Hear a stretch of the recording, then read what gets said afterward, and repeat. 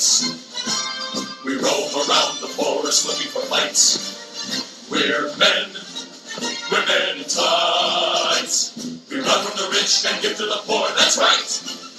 We may look like sissies, but watch what you say or else we'll put out your lights. We're men in tights.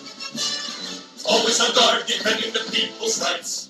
Hello, and welcome to Media-eval, a medieval pop culture podcast, where we talk about how medieval and medieval-inspired movies, TV, and books depict the medieval world. What did they get right? What did they get wrong? And what do they tell us about how modern people see the medieval past? I'm Sarah ifft, a medieval historian, and today I'm here with returning guest Jessica Bluemke Greiff to talk about 1993 medieval comedy Robin Hood, Men in Tights. Hi, Jessica. Hi, Sarah. I am so excited to be here. When you messaged me about doing this movie, I was in a grocery store and I literally out loud was like, yes! Like out loud to myself. I forgot how to be in public. Does anybody still know how to be in public? No, nobody does. I don't know if I know how to hold a conversation with a stranger anymore. I'm very nervous. Yeah. So, do you want to tell the listeners a little bit about yourself and about why you were so excited to talk about this movie? I would love to. It's my favorite topic. I'm a podcaster. I'm a co-host of the Friendly Atheist podcast, and Sarah and I are internet friends. And Robin Hood, Men in Tights, it came out in 1993, so I was about 8. Mm-hmm. Like, Mel Brooks in general was very formulative for me, but this movie is one that I know by heart. I know every beat of it. It was something my brother and I watched all the time as a kid. And then for a while in, like, maybe the late 90s, early aughts, it was on Comedy Central all the time. Right. So in the day, you know, the days before streaming, you just turned on TV and whatever the fuck was on. Oh, I can swear, right? Yeah. Yes, whatever the fuck absolutely. was on was what you had to watch. So I've just seen it so many times. I adore Mel Brooks. This movie, Young Frankenstein, are Blazing Saddles to a lesser extent, but definitely these two are, like, to me, very formulative for, like, what I think is funny. I think it does dumb comedy and kind of smart comedy in a way that I love. It's just it's very much like my comfort place movie, and it's something I don't watch very often. And like Clue is another one of those that I just watch it and I know all the words, and it just feels like something familiar. So not only did I did a lot of homework for you. I was very excited to have a task. So I not only watched this movie, I watched Robin Hood, Prince of Thieves, and just now finished watching Men in Tights with Mel Brooks director commentary. Oh, fun. And one funny thing about this is I've seen this movie a zillion times. I only saw Prince of Thieves the first time maybe 6 or 7 years ago, and then the second time I saw it was this week. So because of the age that I saw it and because of, like, my lack of knowledge, there are many jokes and pieces of satire in this movie that I know the satire better than I know, like, the thing it's spoofing. Right. So, like, I didn't realize until literally yesterday that the guy was supposed to be Clint Eastwood, the one, like, silent. Like, it's just, they go over your head because you're not critical about it. Right. Kitty. So, yeah, I'm just super stoked to be here, and genuinely, the director commentary with Mel Brooks was some of the most charming shit I have ever heard in my entire life, because it was just him doing, like, one running dialogue, and he remembers every person, every cast member, every crew member. He remembers what jokes were his and what jokes were improvised, and gives the actor credit. Like, he's somebody who loves what he does, and I think that comes through in this movie. Yeah. I watched this movie a lot, and History of the World Part 1 was my other big Mel Brooks one as a child. And I also had the Comedy Central experience that, like, very specifically, I remember, like, my mom would have meetings and my dad and I would watch whatever was on Comedy Central that night. Yes. Yep, Channel 42, where I grew up, was Comedy Central. It was all I watched. Yeah, so yeah, there's, like, a lot of like, movies that I watched on Comedy Central over and over again for years. I don't want to say it now because I'll forget by the time we get to it. Mel Brooks, during the commentary at the end when they're doing the wedding thing, he says, the wedding march wasn't written for, like, another 300 years, but we just grabbed it anyway. Like, he, I think, actually did legit research to find out, like, if things... whether or not he always, like, was true to it or used it. I think the guy did his... And that's the thing, is he loves Robin Hood. And I think his best spoofs are genres that he loves. I think in general, good spoofs are best done with affection. Right, with a genuine appreciation for the genre or the material. Yeah, and I think that's why this is so great. Young Frankenstein is so great, and a lot of people don't think Spaceballs is as good. I, again, grew up with it, so I can't be objective about it. Yeah. But I don't think he loves Star Wars or the Star Wars universe, but it felt like the next logical step. Yeah. And then that's also why, in terms of not Mel Brooks, but in terms of other medieval films, I think that's why Monty Python and the Holy Grail is one of the, like, very few films that pretty consistently most medievalists tend to like. And it's because they actually seem to be interested in the material, and one of the Python guys actually, like, became a medievalist. Really? Yeah. Which one? Terry Jones. Really? Yeah, he has a perfectly, like, well-regarded book about Chaucer. So funny. Yeah. Yeah, I didn't come onto Monty Python and the Holy Grail until I was in high school, and my cool friend introduced it to me. And then I got it on DVD, and she watched it. She's like, this is incredible. Because she had watched, like, a shitty taped-over VHS of it. Yeah, I have very fond memories of that movie as well. That was also one that I watched a lot as a kid. My dad was a big Monty Python fan. Oh, totally. Yeah, my parents were not. And so I had to, like, find that shit. Like, this is their idea of comedy. Very broad. Very, like, hey, somebody farted. It's a joke. So this is starring Cary Elwes as Robin Hood, who is so much better than Kevin Costner. Oh my God! I don't want to side rail this because you already did an episode on Prince of Thieves, but Jesus fucking Christ. Like, Cary Elwes could have done both movies successfully, I believe. Yes. I think he has the chops to pull either off. Yeah. And, like, he's genuinely a very good swordsman from what I can tell. And, like, there's a shot that he fires a bow and arrow at a target, and, like, that's just a thing he did on the day. Like, genuinely is, like, during the training sequence. When they're showing them how to fire a bow and arrow, and he just stands there, like it's, a 30-second shot where he stands there, picks it up, shoots a bullseye, and that was him. Oh, wow. And it was just, like, a thing he learned how to do. I'm so sorry, I did watch 2 behind-the-scenes documentary. Okay, so my husband, for his birthday a couple of years ago, got the entire Mel Brooks collection on Blu-ray. So we watched it the other night, and then there's, like, an HBO behind-the-scenes thing, and then another behind-the-scenes thing that they recycle a lot of footage. But apparently, so I'm going to give you some cool insights from that. Yeah. But apparently, the cast on the weekends would practice their swordsmanship, their horseback riding, that's so cool. Their bow and arrow. Like, they all... I think one of the reasons that I believe this movie is successful is that the important parts are taken seriously. The comedy is what it is. But, like, the stunts aren't bad. The sword fighting is pretty good. Like, I think that's what makes it a successful movie, because it takes itself seriously enough to give us a genuine Robin Hood story while still making fun of it. I feel like I have this dream movie in my head, which is Cary Elwes as Robin Hood, but then actually, all right, Roger Rees is totally fine, but my dream cast is Cary Elwes and Alan Rickman. And I think the two of them playing off each other would have been so brilliant. I don't know if we texted about that or posted. I saw that you had said that, and it's really kind of thrown me into a tailspin, because I love Roger Rees so much, but also you might be right. That could be extremely funny. Yeah, because it's weird in Prince of Thieves, and, I just did an episode about this, so I shouldn't talk about this too much, but he seems like he's in a different movie from everybody else because he's playing it much more comedically. Yeah. Alan Rickman has that quality. He has that presence on screen that makes it even funnier. Like, my first introduction to Alan Rickman was Dogma, speaking of movies I watched too many times. But, like, that sort of dry British deal. Yeah, I think that would have worked really well, because he has great timing, and he's really physically very funny. Yeah, so I think that would have been great. But Roger Rees is also great, as is Richard Lewis as Prince John.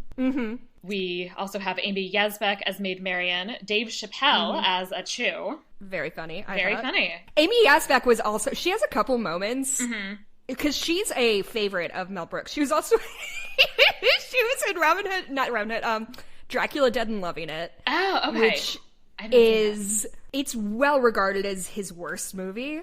Again, I saw it at an age that I was like, no, this is what comedy is. but she was in that as well, and basically played the same character. She played Mina, I think. Mm-hmm. Anyway. Okay, yeah, that makes sense. I'm gonna be so boring during this. Because if I know something, I have to tell everybody. Right. What good is that knowledge just in my stupid brain? Exactly. I mean, that's why I have this podcast. Yeah. It's so I can be insufferable about movies set in the Middle Ages, but, like, in public. Yeah, I guess all podcasts are a pretty narcissistic endeavor when you really think about it. Anyway.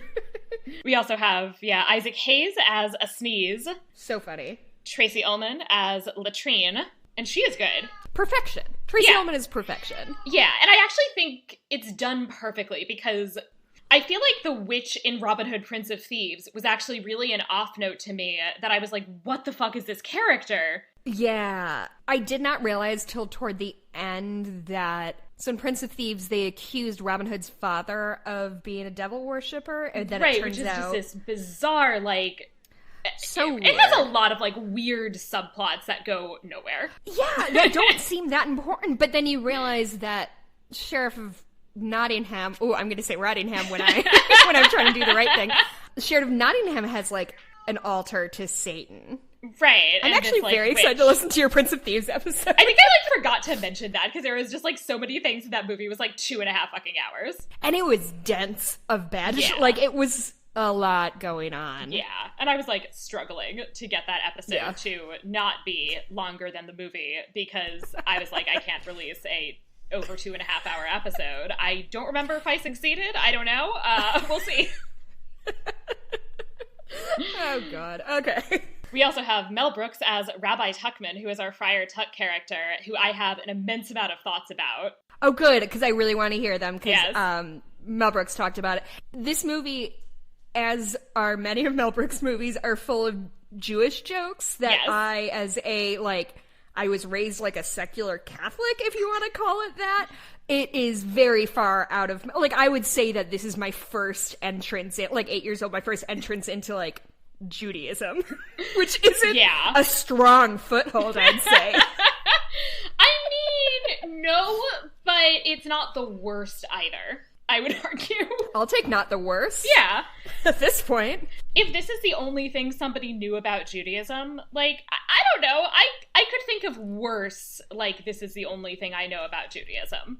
It works. I mean, really what I took away from it was, like, Verschnickert, which I just learned now is a thing Mel Brooks made up and is not a Yiddish term. Right. According to the commentary. Right. And the thing with the curls, I didn't understand that joke. Did you get the Trafe comment? I only did because they pointed it out in both little miniseries and in the director commentary. Everybody wanted to make sure me got that joke. I laughed my ass off at that joke as a terrible Jew who eats a lot of pork. I was very entertained. Sure. Okay. Oh, and Patrick Stewart. Yes, as King Richard, who we'll talk about this when we get there, but he is very much doing a, like, impression of Sean Connery as King Richard. Which King Richard would not have been Scottish, would he? Oh no, he's barely even English, to be honest. Like Richard the Lionheart spoke far better French than he did English, which is the thing that nobody ever talks about when they have traditional portrayals of King Richard. Interesting, I didn't know that. I mean, because that's only where, let's see, let me count in my head, like 130 years after the Norman Conquest, and the English nobility is still really heavily French-speaking. Mm-hmm. And Richard is actually raised largely and spends a lot of his life in one of the family possessions in southern France. Oh, nice. Yeah. Nice life. Right, yeah, because he wasn't originally the oldest son. There was one who died before their father and never became king. And so the idea was that one was going to get England and that Richard was going to get the Aquitaine, which they had through his mother. Gotcha. I'm going to pretend I know what the Aquitaine is, just in the... It's like southern France. It's very nice. Oh, okay. Yeah. Oh, I'm sure. There's also something interesting about... This was my first... Like, this for me was so... It was my first peek into medieval anything, right? Like, right. I guess maybe the other Robin Hood, the Fox one with Disney, who... Like, we all had a crush on that Fox, of right? Course, that wasn't just me. Of course. No, that was everybody. Those two things were, like, my first peek into Middle Ages, and learning about the Crusades from this versus learning what the Crusades actually were really gives the whole movie a different tinge. Oh, yes. We can get started with the enumeratio or recap section, where we'll actually be getting very into the Crusade stuff very quickly. But first I want to note that there's this house at the beginning, which is not a medieval house, right? I mean, this house looks like it was built in, like, the 1950s. Did it have a thatched roof, at least? I think it was, like, a 1950s U.S. house with a thatched roof. Yeah. Which is obviously a very, like, deliberate anachronism. Mm-hmm. And you see the house being set on fire, and then the locals are complaining that every time they make a Robin Hood movie, they burn our village down and yell, "Leave us alone, Mel Brooks." Very, very fun. Like, listen, I feel like as a kid, when a movie breaks the fourth wall, it's hysterically funny because you feel like you're being let into the joke, which maybe is what I liked so much about this, is I felt in on the jokes as a kid. And I would argue the effects in this sequence are better than any of the effects in Prince of Thieves. Oh yeah, that's totally fair. Yeah, they're solid effects. And it's also a really good send-up of the fact that there are so many village burnings in movies set in the Middle Ages, like way more than... Like, villages are not burned down as often as you would think watching movies set in the Middle Ages. Like, because if you did, you would think, like, every fucking day somebody burned down a village. And, like, that's not the case. It sounds exhausting. Right? It's also, like, who has time for this? And if you're... Nobody. It also doesn't make sense, right? Because if you're a lord and you want to, like, get taxes out of the people in a village, it's pretty counterproductive to burn it down. I did not think of that, but you're so right. That is also, like, a trope that I think is interesting. I think it's interesting when people start to kind of grow out of it, is that, like, he's a bad guy for the sake of being a bad guy. Right. So, like, it's such kid logic, right? Like, he's the bad guy, so he's going to burn your village down because he's bad and he's, like, an agent of chaos or whatever. Yeah. And then you realize as you get older, like, well, things are pretty complicated. Like, yes, there are, like, horrible villains, but in general, that's not how villainy and bad people work. It generally works for capitalism. Yes, exactly. So you'd be like, oh, wow, if I burn down the village, what the fuck are they supposed to pay me with? We meet Robin in the Crusades, and... Are we skipping the Robin Hood rap that you apparently didn't like, according to your notes? Oh, yes. That's right, I forgot. There is a rap. The rap is extremely 90s. Very 90s. Also, it was written by Mel Brooks, if that helps put things in, that does not in context. Surprise me. It feels like a rap that was written by a white Jewish man. I love this. I don't know why you don't think it holds up. To me, things that are funny are guys doing hip-hop dancing and then ballet dancing. That's called humor. Fair. That's fair. That's very funny to me. My husband, the rap in itself is, like, not not good. Great. No. No, it's not good. And also, here's the thing that I'm going to say a lot during this. There's an earnestness to Mel Brooks' work that I think makes it better than... And I think, like, Weird Al kind of falls into this category, too, of, like, he's doing something silly, but he's doing it very serious. Like, he's taking it very seriously and doing it very earnestly, and I think that works very well. And so I think this rap, if it was done with any irony, would have been horribly uncomfortable for me to watch, but because they did it with, like... They did it full out. Like, they didn't do it like it was a joke. It's earnest, and I think that's funny. They are very serious about it. And yes, and I'm just going to go ahead and say I apologize to all listeners for the fact that my cat has decided that she is needy at this time and is going to yell just consistently. Yeah, I think it's a nice touch. Yeah, right? Really, really makes the podcast. Thank you, Carmen, for your contributions.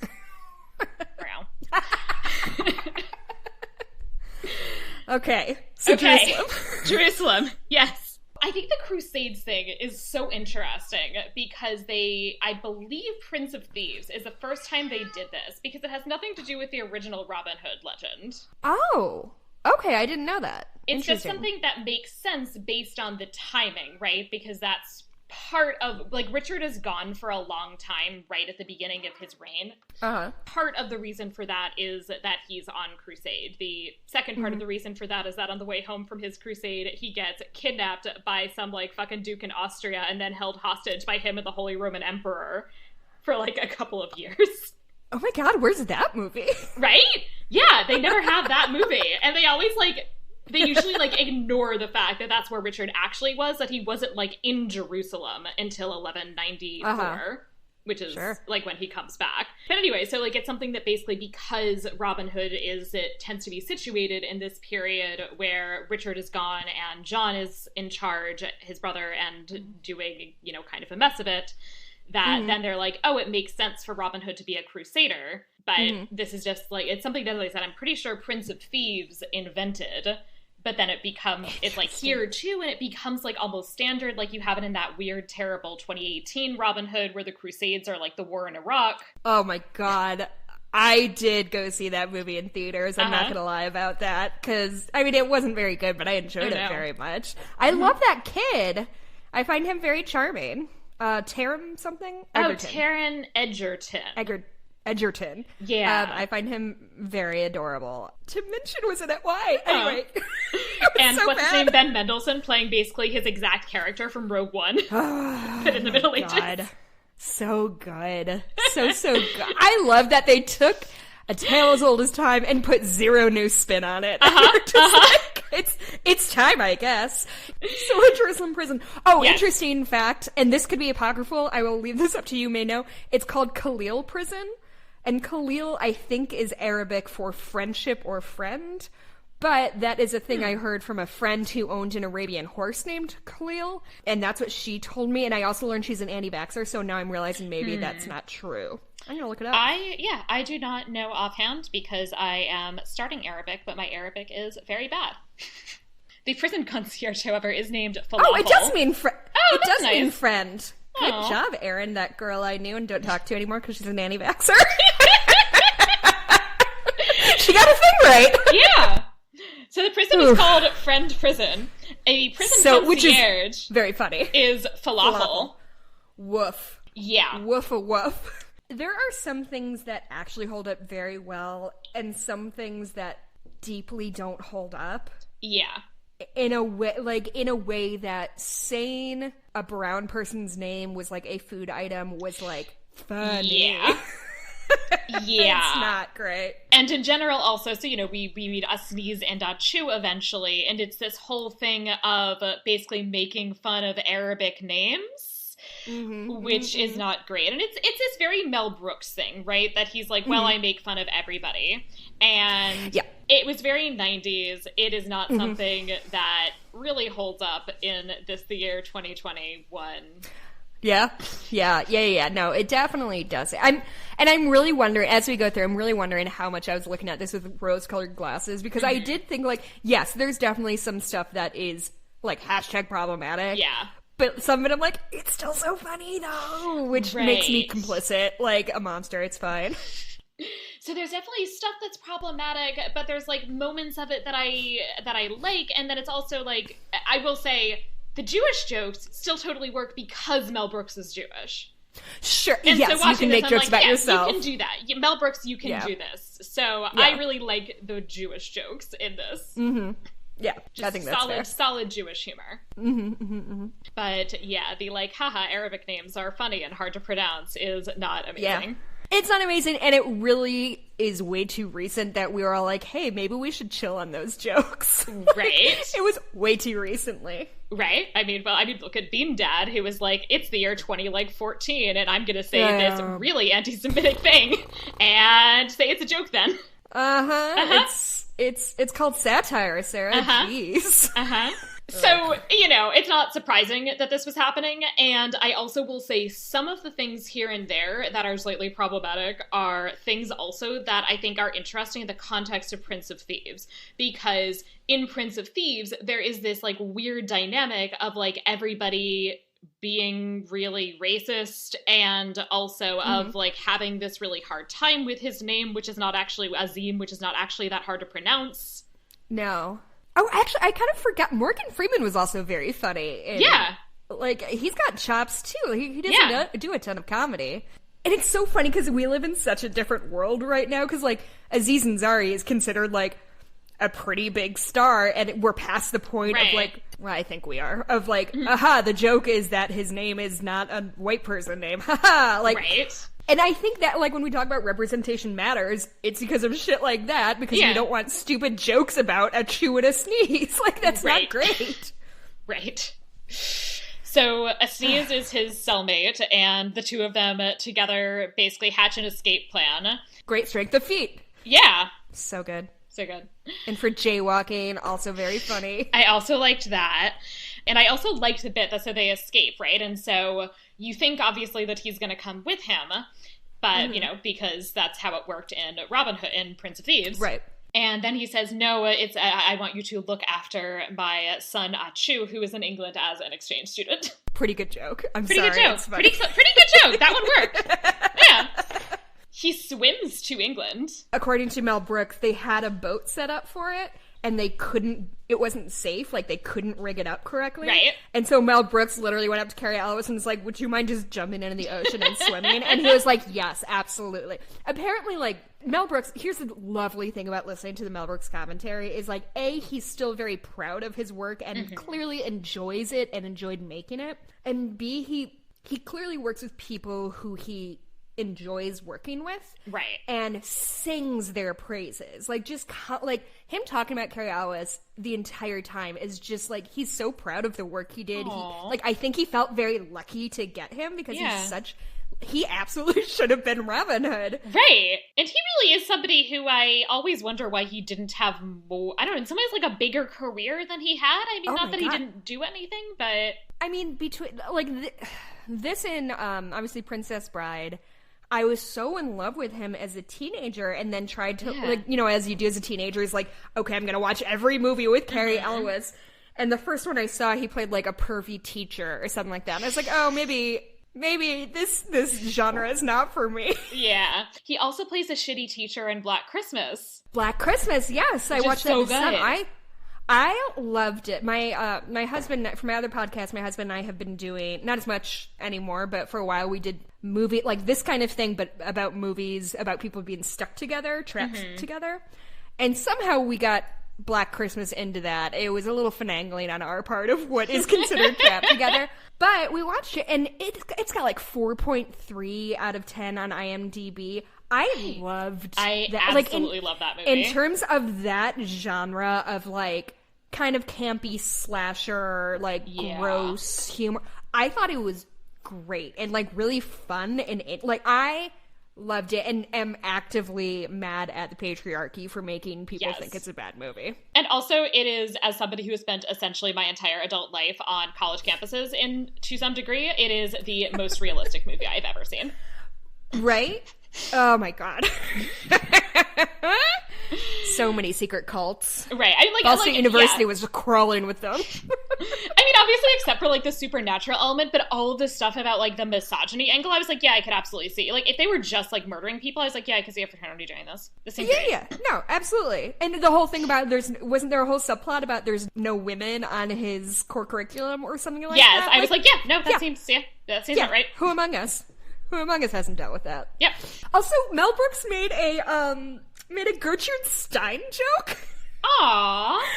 He said, I don't know what he was talking about, but a couple times, like, a joke would happen, and he'd be like, I'm extremely embarrassed by that. Like, I've lost sleep over this bad joke, but, like, whatever, it's in the movie. Like, genuinely, he remembers every joke.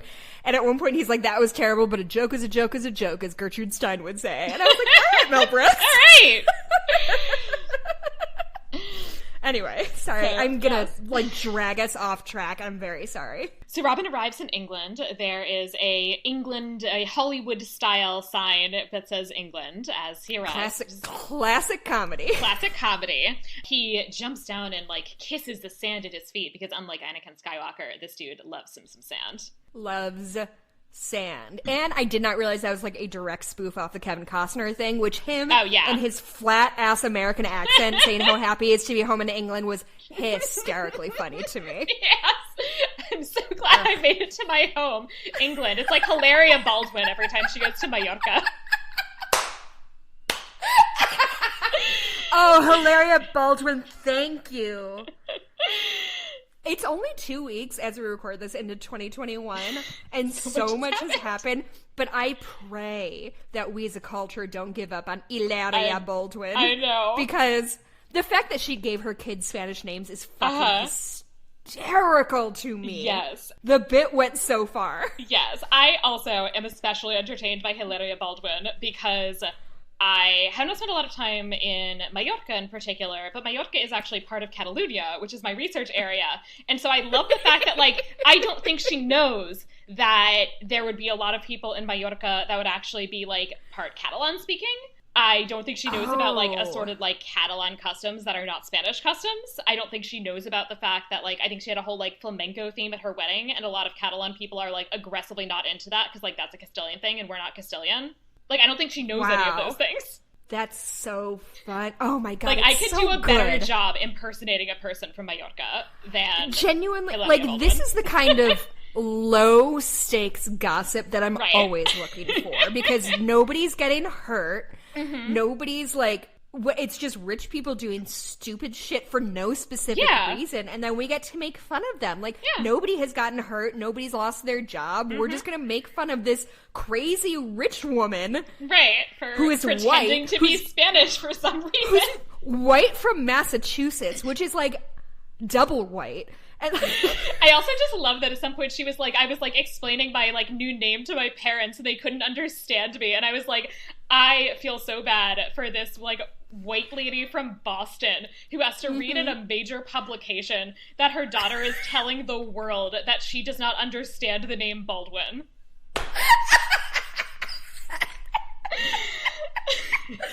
It's just so undignified.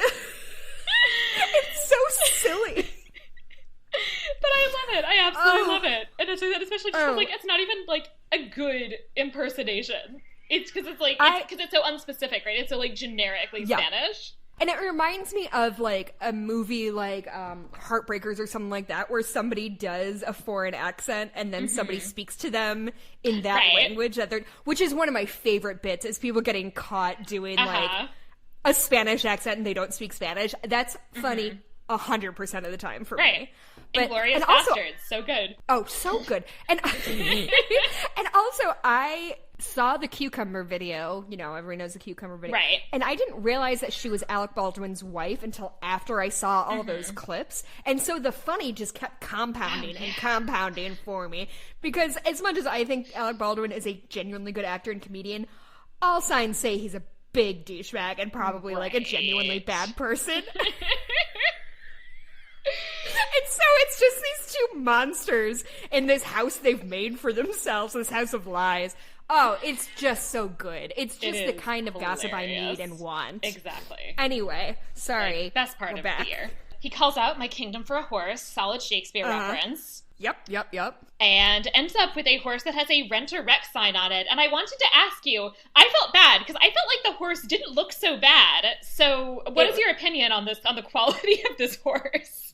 It's a perfectly fine horse. Okay. It looks like, it's not a Clydesdale, but it looks like it's in that sort of, like, because it's, I think it's bay, if I remember right, which Clydesdales are all bay, but it looks more like a Shire to me, which they tend to be either black or gray, or white is.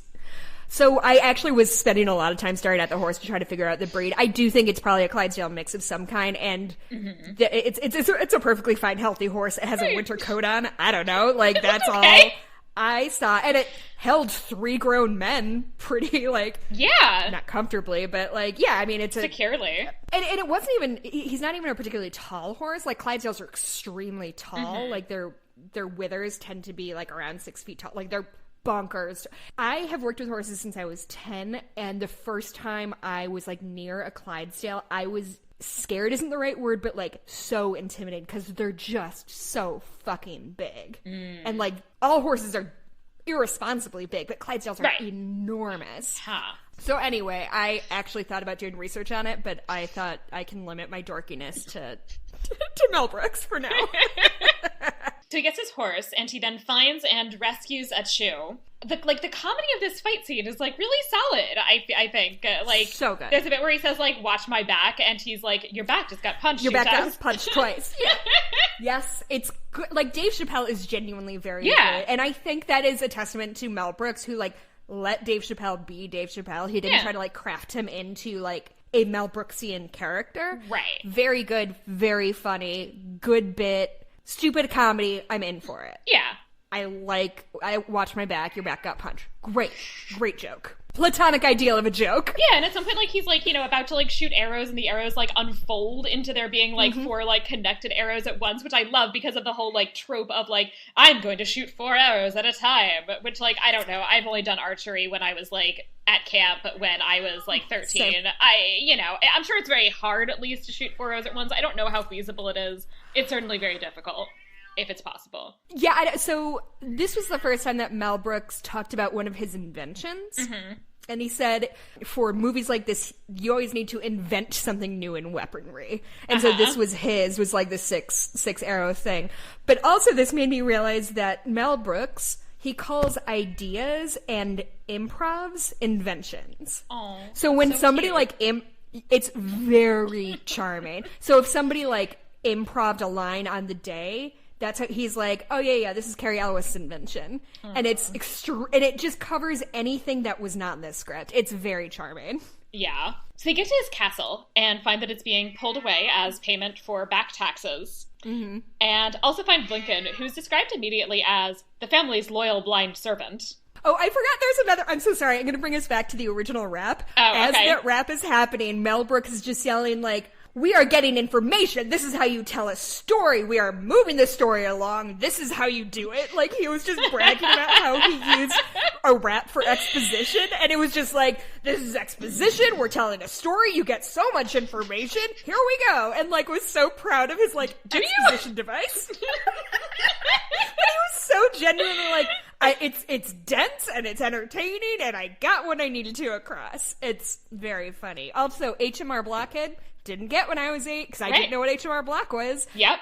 It's the kind of like backwards satire things that like when I heard HR Block, I was like, oh, HMR Block? Oh, okay, here it is. Like, yeah.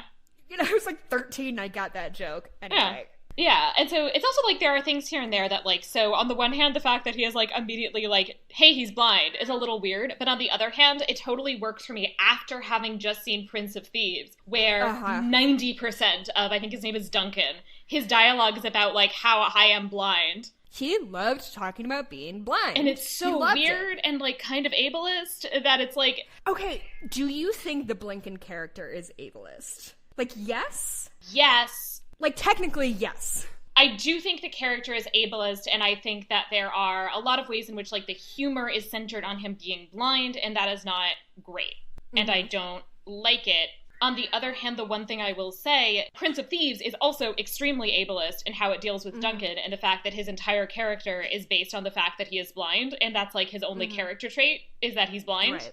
So to some extent, kind of thinking of it as a mockery of that is interesting, but on the other hand, it is this problem of satire where, like, you essentially do the same thing as the thing that's ableist. And I don't think that we can say, like, I don't think Mel Brooks was that worried about ableism. I don't think that was even a thing. Like, making a joke about a dude being blind was, like, not a thing he would have questioned when making this movie. I mean, it makes me feel crappy, because it's definitely ableist, but also, like, him telling the statue, you lost your arms in battle, but you got some nice boobs, makes me laugh very hard. It is funny. What was that actor's name? I haven't really seen him in anything else. I don't remember.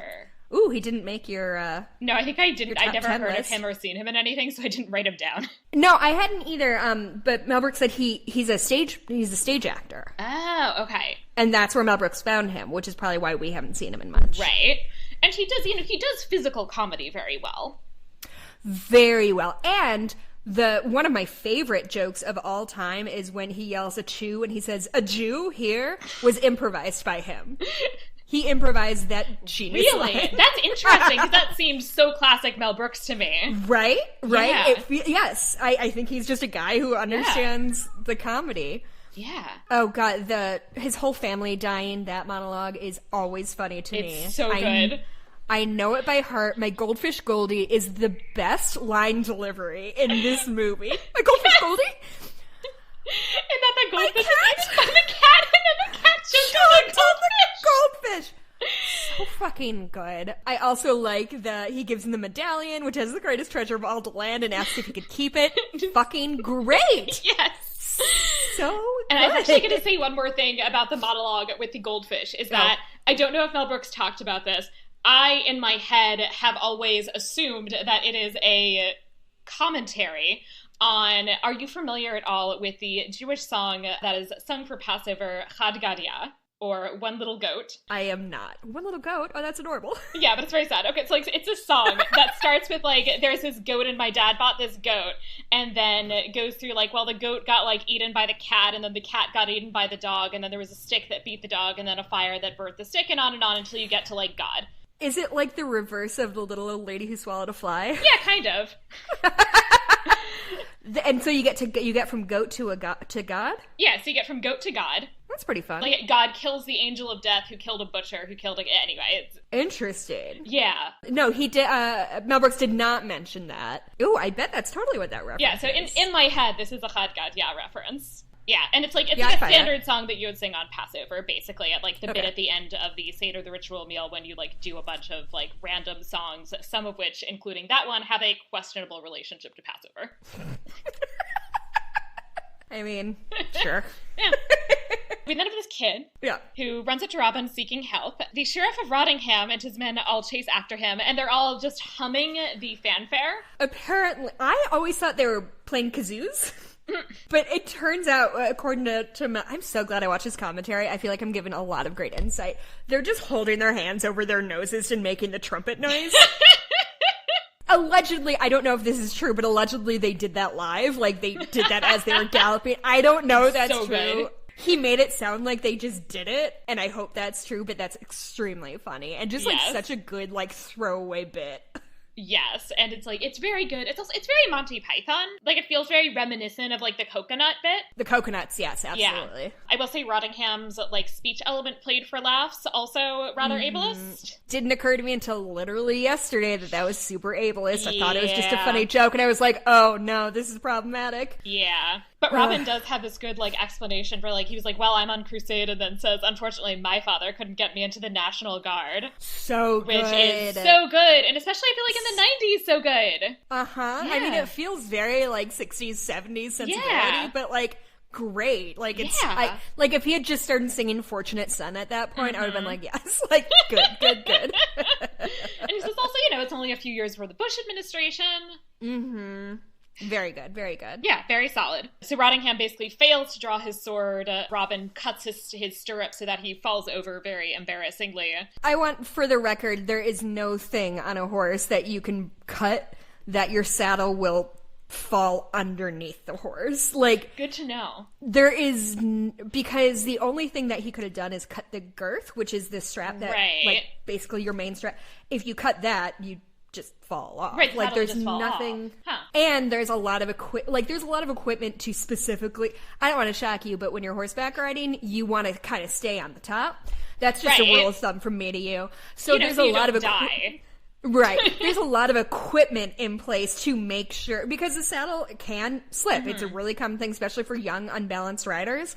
They constantly will, like, adjust their saddle weird. So you have, like, a breastplate, which goes around the front of the horse and between their legs and connects to the girth. Some things, they might have even done it in this, it, like, goes over the tail of the horse, so, like, it holds it in place there. So that is very funny joke, not realistic, and bothered me for, like, 10 years, because I wanted to know, like, what could have happened that made that result happen. And I feel like that's really common too. Like, I feel like I've seen a lot of things of, like, people falling off a horse in that specific way and then getting, like, it's dragged. Very funny. It is very funny, yeah. Or very, dramatic if it's a serious movie. Because I've also seen it in serious movies. Really? Well, because the nature of horseback riding is that it's more about balance than anything. And so there's nothing, if your saddle did which has happened to me. Like, if you don't cinch up your girth enough, it can slip to the side, but that's more of like you didn't pull up your equipment correctly. Right. But as soon as you get to, like, the side of the horse, you're just gonna fall off. You're not, like,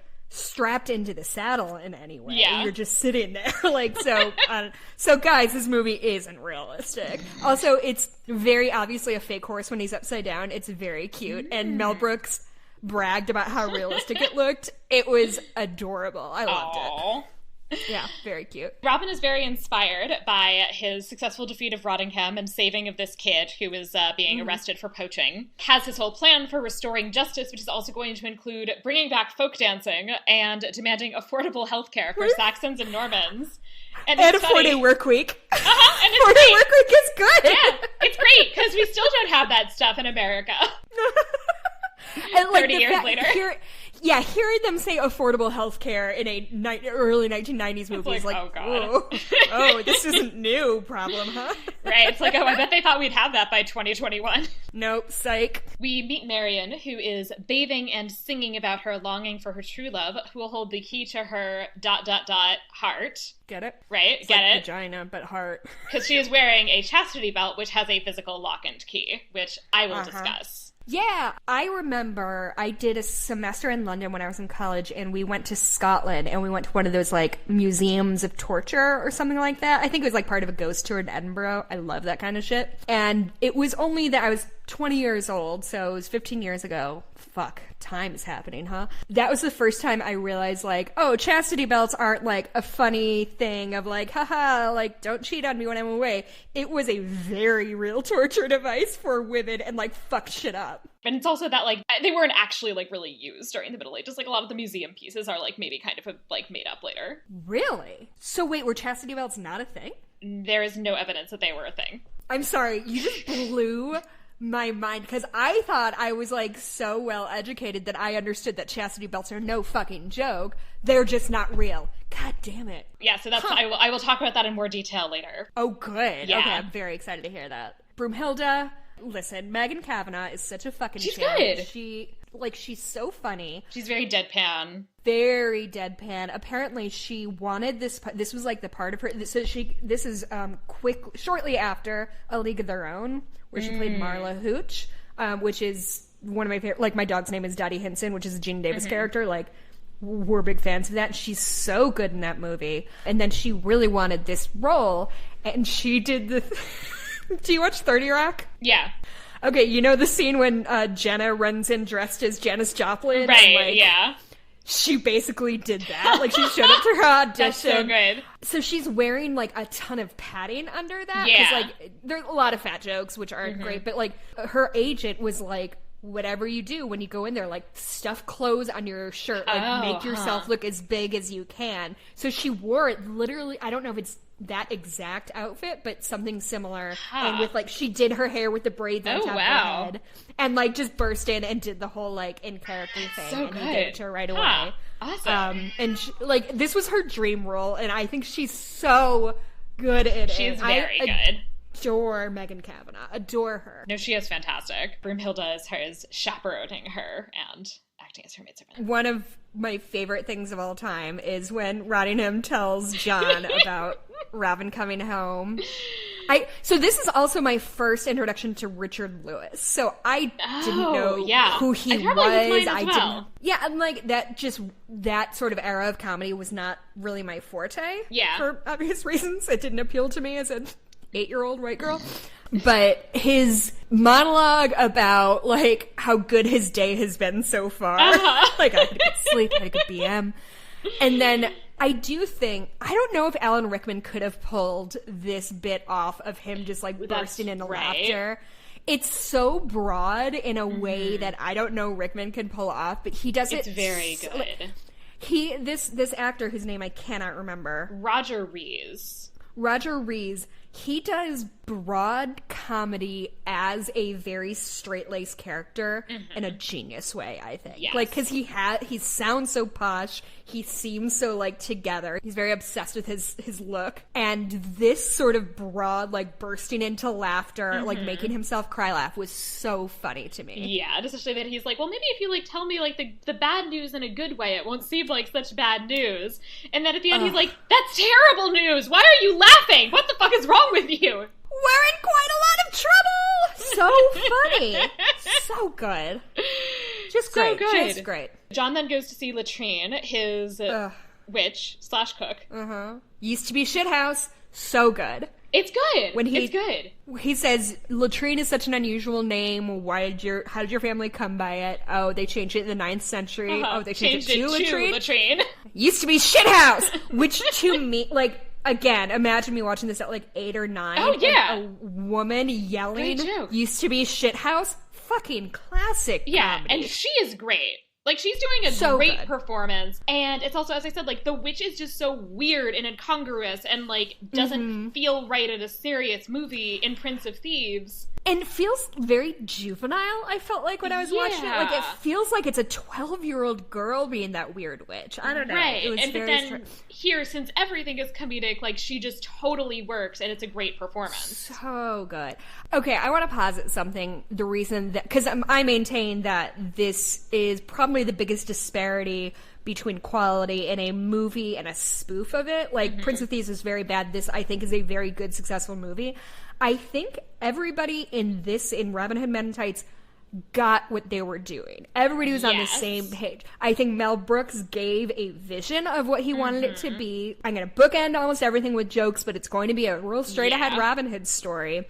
Whereas I felt like I was watching 6 different movies when I was watching Prince of Thieves. Yeah, because that was actually my whole thing about Prince of Thieves. And I actually don't hate Prince of Thieves. I actually would say that I think Prince of Thieves is one of the better Robin Hood adaptations, though that also, I think, might speak to the fact that I hate a lot of Robin Hood adaptations. Do not get me started on the Russell Crowe Robin Hood. My God, that fucking movie. I hate with a deep and abiding passion. Mikey and I did almost watch that after. Like, we're like, what if we just watched all the Robin Hood movies? I hate that movie so much. Tracy Ullman. So he goes to talk to her, and she has kind of like a prediction that he's in danger. And I love that it's like, he's like, are you sure? And he's like, if you want certainty, you should have hired a witch. I'm just your cook. Eat this. And gives him the like horrific like blood egg meal. With the eyeballs are choice on there. Yes. Apparently he improvised the line, it's like a Seder at Vincent Price's house. I love that line. And they shot the entire scene because Mel Brooks was so happy with that line. Like, he was like, nope, that's it. That's what we're doing now. So good. I love that line. The visceralness of that plate with the eyeballs and the, like, it's just so visceral. It's the only thing. Like, I've just seen it so many times. Yeah. It also, especially... And he starts eating it. And it also kind of does look like a Seder plate. Does it? I don't know anything about Seder. In the sense that, like, I don't know, there's a lot of kind of, like, disparate things. I mean, because it's not a plate that you eat, right? Like, it's a plate that it's, like, Oh, yeah, like, you don't eat a Seder plate. What? Or, like, okay, so it's, like, food items, but they're each, like, placed on the plate because they're symbolic. And at various points, you, like, pick up the things on the Seder plate, and you point to them, and you explain what their symbolic meaning is. Oh, that's fun. Yeah. Oh, my God, we see the Sheriff of Roddenham cutout. Great, yes. Funny, hysterically funny. I like that it changes expressions when John suggests that he is going to try to, like, get him drunk to get him to have sex with Latrine. Very good. I do remember the first time when I saw this when I was little, I was so appalled that he says, I can't imagine a handsome blade like the Sheriff of Rottingham would go for, like, a witch like you or whatever. And I'm like, that's rude, dude. Like, it is! It's very rude. Like, that is the thing that is problematic still, right? Is that, like, there's a lot of jokes that are about, like, wow, the worst thing that could happen to a man is to have to fuck a woman who's not conventionally attractive. Oh my God, can you imagine anything worse? Yeah, not great. Because I feel like normally the joke there would be like, oh yeah, I'm sure he would love you, like, placating her, and him just saying like, no, ma'am, you're ugly, you can't. Right. Like, absolutely not. He's not going to be into you. Yeah, nope. Oh, very good, okay. Yeah. This is going to be a 3-hour podcast, and it's my fault. It is absolutely going to be. We're going to have so fun sorry. with editing. Robin, Achu, and Blinken reach a bridge that is guarded by Little John, who insists that they'll have to fight if they are not willing to pay the toll. And I love, so the bridge is over this, like, tiny-ass creek. And at some point, Achu is, like, standing in it, and he's, like, jumping back and forth across the banks. And he's like, it's not the Mississippi. Like, you could ignore this bridge. So funny. Mel Brooks saying, like, every Robin Hood movie, there has to be a bridge scene. So this is our bridge scene. Uh-huh. God, it's so fun. Like, his whole approach to, like, I'm on the East Bank, I'm on the West Bank. Like, him straddling that, and then coupled with the joke of I can't swim when he falls in, and it's right. so, like, the piece of physical comedy of him wiggling around in that creek. In, like, no water. And no water, with Carrie Elwes dragging him out, and he's, like, mostly on the ground and is, like, flipping his little feet in the water going, I can't swim! Like, so fun. And again, earnestly delivered, like, so funny. It's like, you saved my life. The stick fighting that they keep breaking in half is fucking hysterical. And they have, like, increasingly, like, getting from, like, a very lengthy stick to an extremely tiny stick, and Robin wins by, like, just, like, wrapping him on the nose, basically, with this stick. So funny. And Mel Brooks, I didn't write down the name. I didn't write anything for this. I'm sorry, but Mel Brooks is very into complimenting the composer for the movie, and he was so delighted because he's like, every time the stick gets smaller, the music gets higher and faster. Yes. And it's just like, it just lends this like cool texture to it. That's like, I think, very good filmmaking. We also meet Will Scarlet, who is actually Will Scarlet O'Hara. Oh man, talk about formulative people in my young life. To this day, my dream man is Will Scarlet O'Hara. I think he's so hot. And you know what? I'm embarrassed of a lot of crushes I had. I'm going to hang my hat on this one. Yeah, no. I have good taste. He's a very attractive man. Apparently, he ran away with the circus when he was 12, and he's, like, a very gifted, like, he doesn't act much, which is, I think, why we don't see him a lot after this. Don't worry, I've researched why I haven't seen more movies with Will Scarlet. So is he actually doing something with the daggers? Like, is that actually a skill that he has? No, that was a rigged thing. But he is a horseback rider. He is, like, a swordsman. Like, he has all of those kind of circus-y type skills, apparently. Right. And Mel Brooks, like, liked his look and liked his jam, so brought him on board. It was just so cute. We're from Georgia. He's so cute. I'm so sorry. Cute. Like, he's so adorable and charming, and he mugs the camera so much, and I'm like, yeah, I see you, Will Scarlet. And it's also like, I think this is a Will Scarlet I want, who is just like very attractive. He's not that much of a character, and he's not Christian Slater or secretly Robin Hood's estranged half-brother, which is a subplot that I thought was unnecessary and that they could have cut and lost nothing, and except for 20 minutes of a movie, that was way too long. God, I did zone out a little bit, and I zoned back into Kevin Costner saying, I have a brother, and I was like, what the fuck are we doing? And it's like, my father, who I didn't get along with because he was sleeping with a peasant woman, and this is her son. It's like, what? Who cares? Nobody cares. I think that's a problem, is like, they think all male characters need to have an interesting backstory, whereas the female characters just appear fully grown. Like, don't have any families. He has more of a backstory than Marion does. Like, significantly. Yeah. So I like here that, he's just attractive and he's good at something, and he doesn't really matter. We're from Georgia. What part of Georgia are you from? South Central. Incredible. Improvised by what's his face? Improv line. Okay, by Dave Chappelle. God, I could not come up with Chappelle. I don't know if I gave Little John his proper credit. Oh, do you know, would you like to guess who was originally offered the role of Little John? Now I'm trying to think, like, who was, like, large and in the 90s. Like Arnold Schwarzenegger? You're actually closer than I would have guessed. It was Hulk Hogan. Oh, wow. Which even Mel Brooks in the commentary is like, it's probably a good thing he didn't agree to do this movie. I don't think he would have been very good at it. Oh, man. But this guy's hissed. Also, that's really his hair. He's very funny. He's just... And Mel Brooks, towards the end, he was talking about, like, just sort of waxing philosophical about making movies. And he said, to me, the most important thing about a movie isn't how, like, everything looks, isn't how it sounds. To me, it's all about the script and the cast. Yeah. And I think now that he says that, looking back through his kind of career, he casts amazingly. Like, he always finds interesting characters to do, like, interesting choices for his roles. And I think, like, this little group of boys is such a good testament of that. Yeah. Lincoln Achu, Little John, Will Scarlet, and Robin Hood, the five of them as, like, a little boy group they have great chemistry together. They have really good chemistry. Funny. Like, they seem to enjoy Like, I think you can generally tell when people are, like, having fun making a movie, and to me, this seems like a very fun movie to make. Yeah. So they go to a royal party. I like that there is a bike lock for the horses. Very funny. It's very good. As a horse person, a thing that makes me like, there are certain things when you work in horses or probably machinery, there are certain instincts you get that, like, make you recoil because it's been trained in your head. So one of them is if anybody wraps a rope around their hand, because I used to teach children to work with horses. Oh, so it's like, don't do that. If the horse runs, it'll break your fucking hand. Exactly.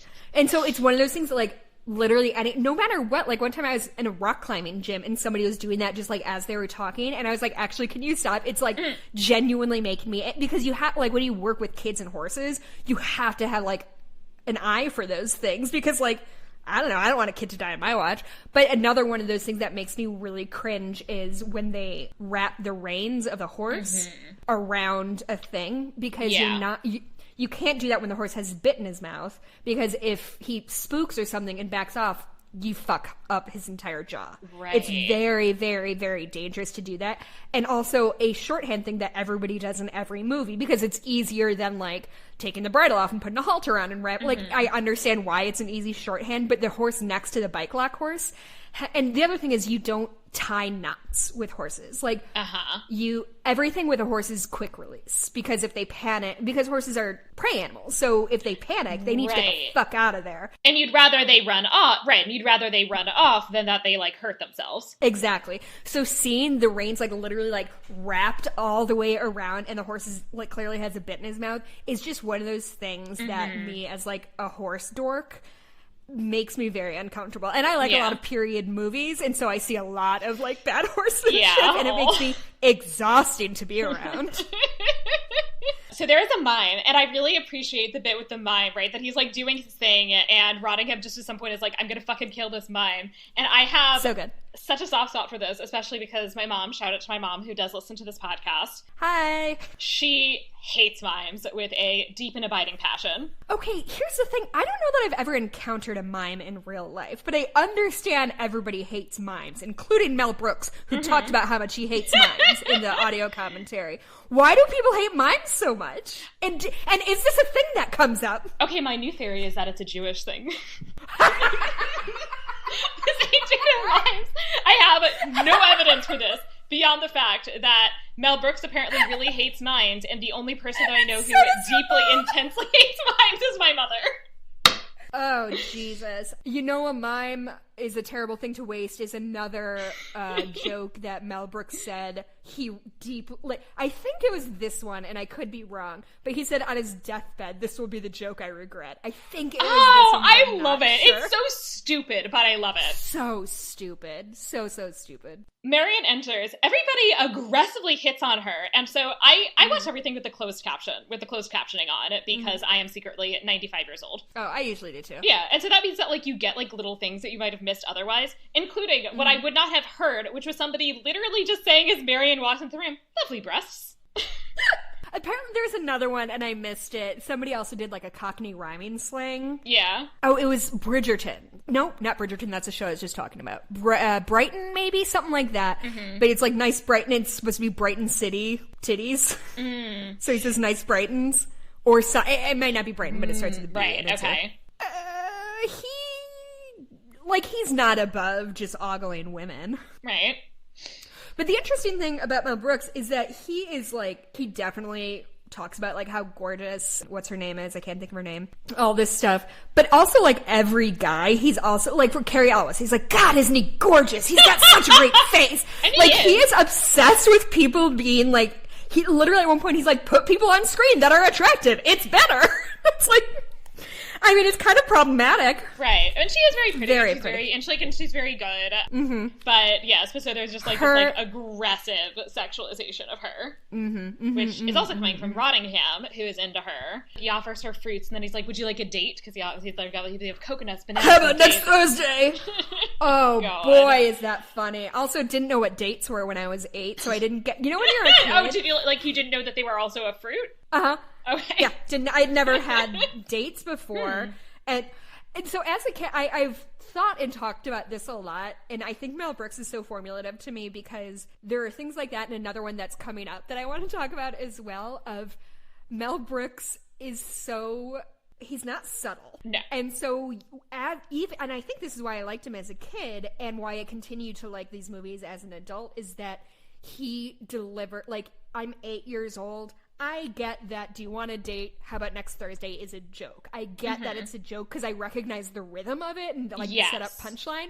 Don't know why it's funny, but I laughed every time. Yeah. Because I took the cues of the filmmaker. I'm like, oh, ha, ha, ha, classic date on Thursday, I guess. Is Thursday a funny day to have a date? I don't know. She's obviously not interested. She's more interested in Robin, who enters dramatically, carrying a wild boar that he has, of course, poached from the royal forest, that he throws down in front of John's plate, to which John just immediately goes, "Trafe," which I fucking adore. And you said that means, like, not... I mean, like, it's the opposite of kosher, essentially. Okay. Yes. That's good. It's good. Yeah. Didn't get that until, again, they pointed it out in every single behind-the-scenes doc, because I think everyone's really tickled by that joke. Right. Yeah, no, it's a great joke, which I especially appreciate as, like, I'm a dude who does not keep kosher, and I love me some fucking ham. And I just had a ham sandwich for lunch today. I bought the pandemic pork pack, which was $28 for 11 pounds of ham. Have you been talking about your capital H ham on this podcast? Because I have heard about Sarah's quarantine ham journey for 6 months, and it's the gift that keeps on giving. I got this ham ages ago, and I still have ham. I have not finished all the ham. I finished most of the ham. But I still have a little ham. I have considered buying that quarantine ham as well, and I haven't. It's good. Because it's a good I don't deal. think I don't cook with pork very much. Like, I want a pork chop or a pork tenderloin or bacon. Like, I don't need to fuck with, like, anything else. Right. If you're into, like, soups with ham hocks and stuff like that, then it's a good...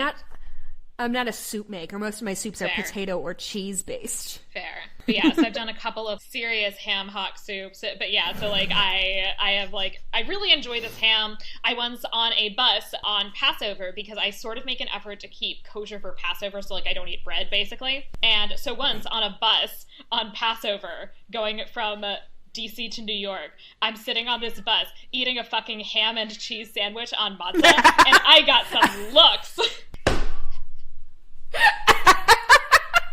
Yeah, so this movie.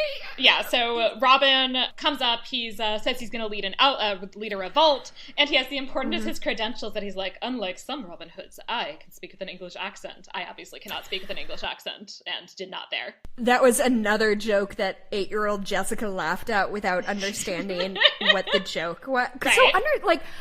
It wasn't until I saw Prince of Thieves that I got like the jokes. I think I think they stand on their own because I didn't see Prince of Thieves until like 5 years ago.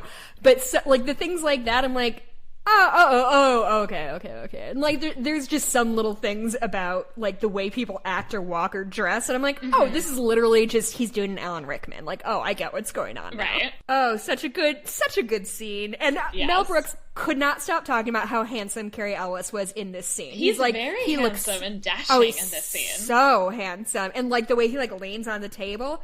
Don't mind if I do. And Mel Brooks got it. He's like, yep, this is it. Marion this is my shot. is extremely turned on. Yeah, as she should be. Fair.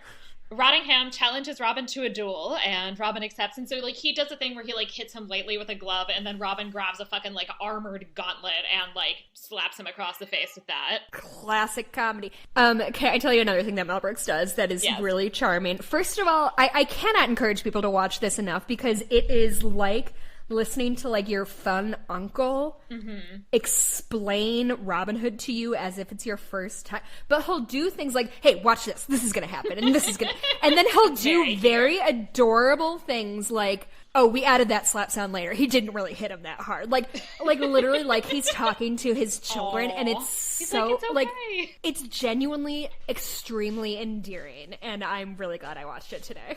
Even though I had to push back our recording because I can't time shit. That's fine.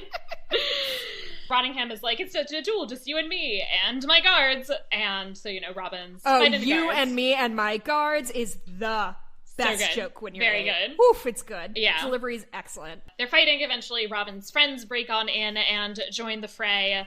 John is hiding under the wild boar. At some point he also was like, check, table 1, please. Very Classic good. humor. Very good. Check, please, table 1. I said that a lot as a child. Didn't know what it meant. Right? There's a bit where Robin and Marion are hiding under a table and nearly kiss, but then do not, because he has to run off and fight somebody. The whole dominoes thing, classic comedy. So good, yeah, that, like, he knocks over one night and they all fall over like dominoes. There's an exit sign, which is, you know, a very, like, I'm actually all for Very deliberate funny. anachronisms. I love deliberate anachronisms. Right. You know, the non-deliberate ones I have so many feelings about, but, like, I love a deliberate anachronism. Oh, boy. Yeah. Right rope is a great delivery. Haha, right rope. It's just, it's all good.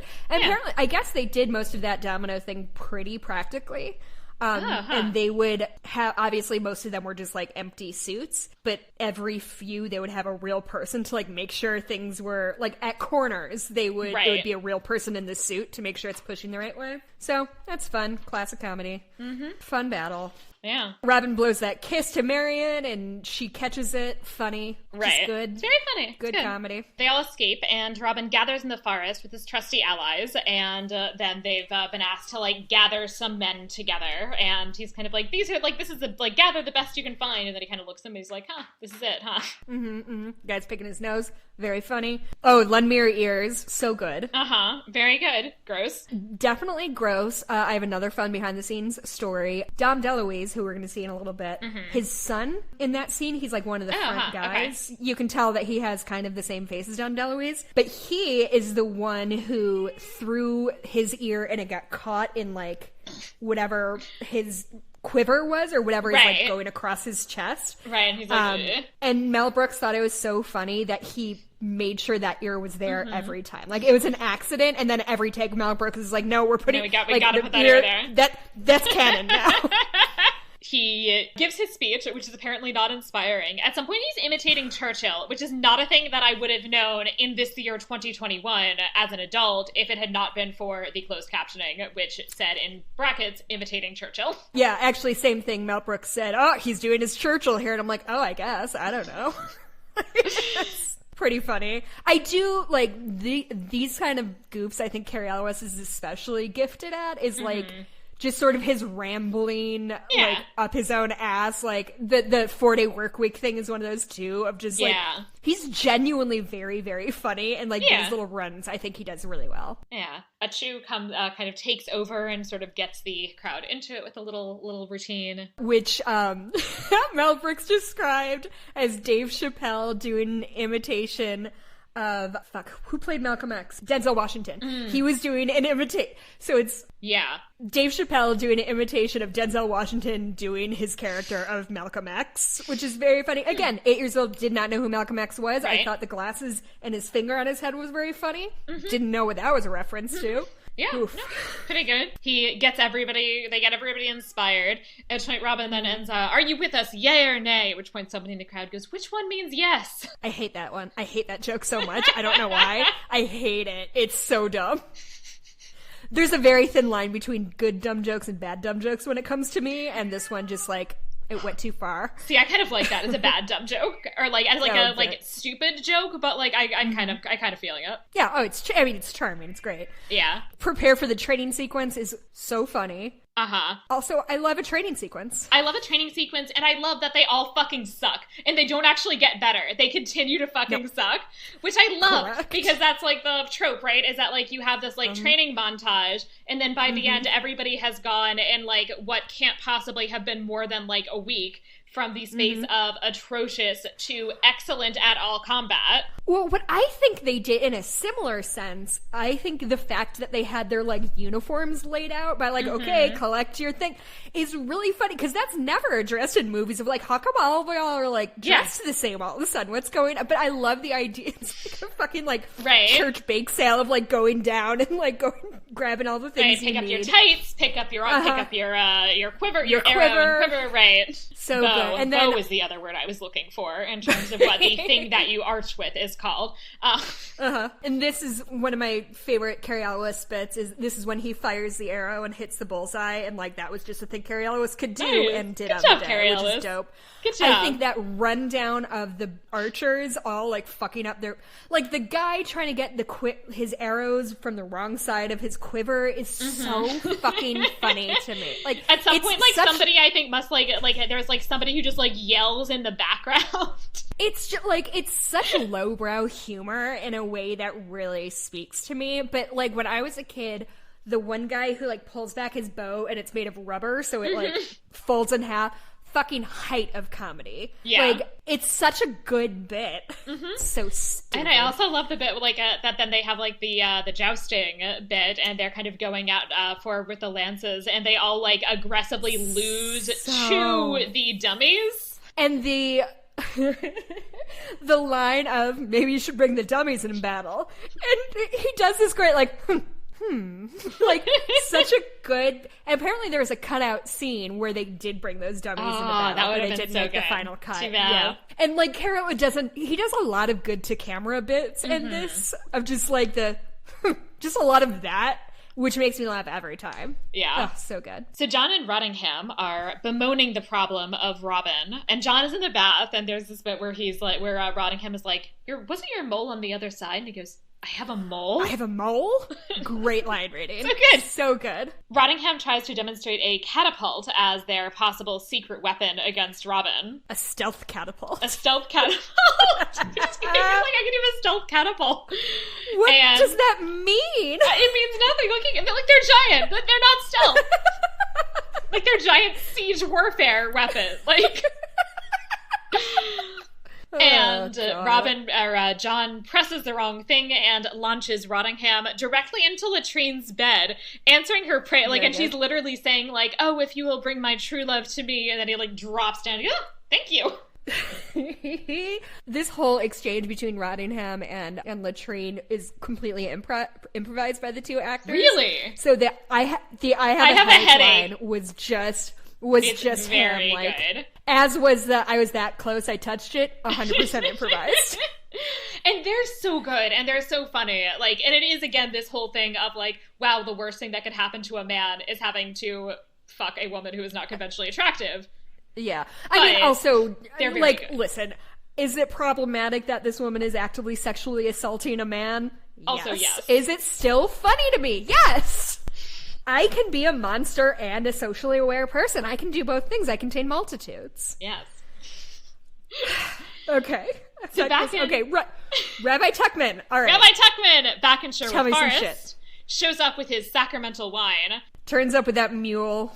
Yes, he turns Fucking with the love mule. He turns with the sacramental wine. We do start with our gay panic jokes, where he's like, "Oh, Phagelus." No, is Phagelus something? Yes, that is, I believe, a real Yiddish term that means people who are thought to be gay. Oh, okay. Because Mikey and I were talking about that because we, like, obviously we don't know, and especially today I learned verschnickered is just a thing Mel Brooks made up. So, like, what the fuck do I know? But we were like, I think it actually means, like, girl-like, essentially, if I'm remembering correctly. I'm not 100%... Like feminine? Yeah. According to a just quick cursory Google search, it literally means very young girl and also means a man or a man who is or is thought to be homosexual. Yeah. So it's kind of an inherently problematic term. Sure. And also the whole, like, bit of, like, they're wearing tights, so it's like, are you gay? And then they're like, we're not gay, just marry. Which... Yeah. I mean, it's not... Listen, it's not the worst gay joke they could have made. That's true. That is true. They left a lot of problematic shit on the table. So, like, good for their restraint in the 1990s. Right. So it's like, it's not amazing, but yeah, it could have been worse. It was the 90s. Mm-hmm. Oh, we're also coming up to the other joke that I didn't get until I was an adult, but laughed at anyway. Because he said, he's talking about Marion and Bigel, which I don't know if Bigel is a real thing. But then he says, Loxley and Bigel can't miss. I got that joke when I was 20. I laughed my fucking ass off at that. And I laughed my fucking ass at that when I was a child, because I was a Jewish child who ate a fuck ton of bagels and lox. I did not get that joke at all, but I, again, understood the rhythms that it was a joke. And then I remember being like 20 and home from college and watching TV, and it was on, obviously, because it was only ever on on Comedy Central, and I was like, oh, bagels and lax! Oh! Like, I didn't get it until I was a full-on adult. Oh, God. So yes, it's like the Disney nine-year-old Jewish me did definitely get that joke. Loxley and Miguel, absolutely good. So good. I laughed my ass off at Loxley and Miguel. The ladies whose heart you stole, you prince of thieves, you. Get it, Sarah? Get it? That's the name of that other movie. Boy. Okay. That one was a little, like, eye-roll inducing. Totally. But totally. And yet, happy to be it. Like, right? Happy for it to be there. Rabbi Tuckman also announces that he is a moil, which is a professional circumciser. Mm-hmm. And so they initially say they do not know what a circumcision is, and he assures the men that ladies love it, and they're all like, oh, that sounds great. Like, and then he explains what it actually is, which includes a demo involving a mini guillotine and a carrot. Which several very good jokes are happening through here. One is the ladies love it, and I think Will Scarlett says, I'll take two, yes. Which is great. Also, this movie made me misunderstand what circumcision was for a long time. I was going to say, it is not an accurate depiction of circumcision. This is what I was wondering. I wanted to ask you, two things. Would these people have known what circumcision was in, like, 12th century England? They absolutely That's what I thought. Because Jesus was circumcised. There is a feast of the circumcision of Christ that they would have celebrated on January 1st. Yeah, on New Year's Day, because New Year's Day is exactly 8 days after Christmas, so that's the day when Jesus was circumcised. Oh, okay. Just the whole, I forgot, man, I already got one. That was so good! And I was like, oh yes, and it's an accurate joke, because he's Muslim, and Muslims are also circumcised. Oh, funny. Oh, okay. Yeah. That's the sense in which I mentioned. I have no idea if Dave Chappelle is circumcised or not.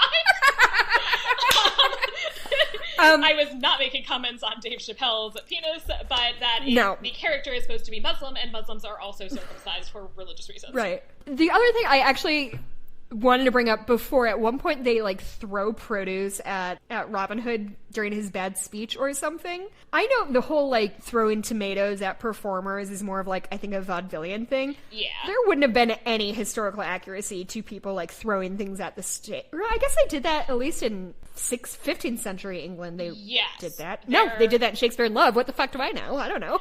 There is, I believe, some evidence that people would have thrown things, and it was specifically you could only throw very soft things at people who were in the stocks. So it wouldn't have been at performances. It would have specifically been this kind of additional tool to ritually humiliate people, but also it's something that's essentially a kind of way for the community to pass judgment.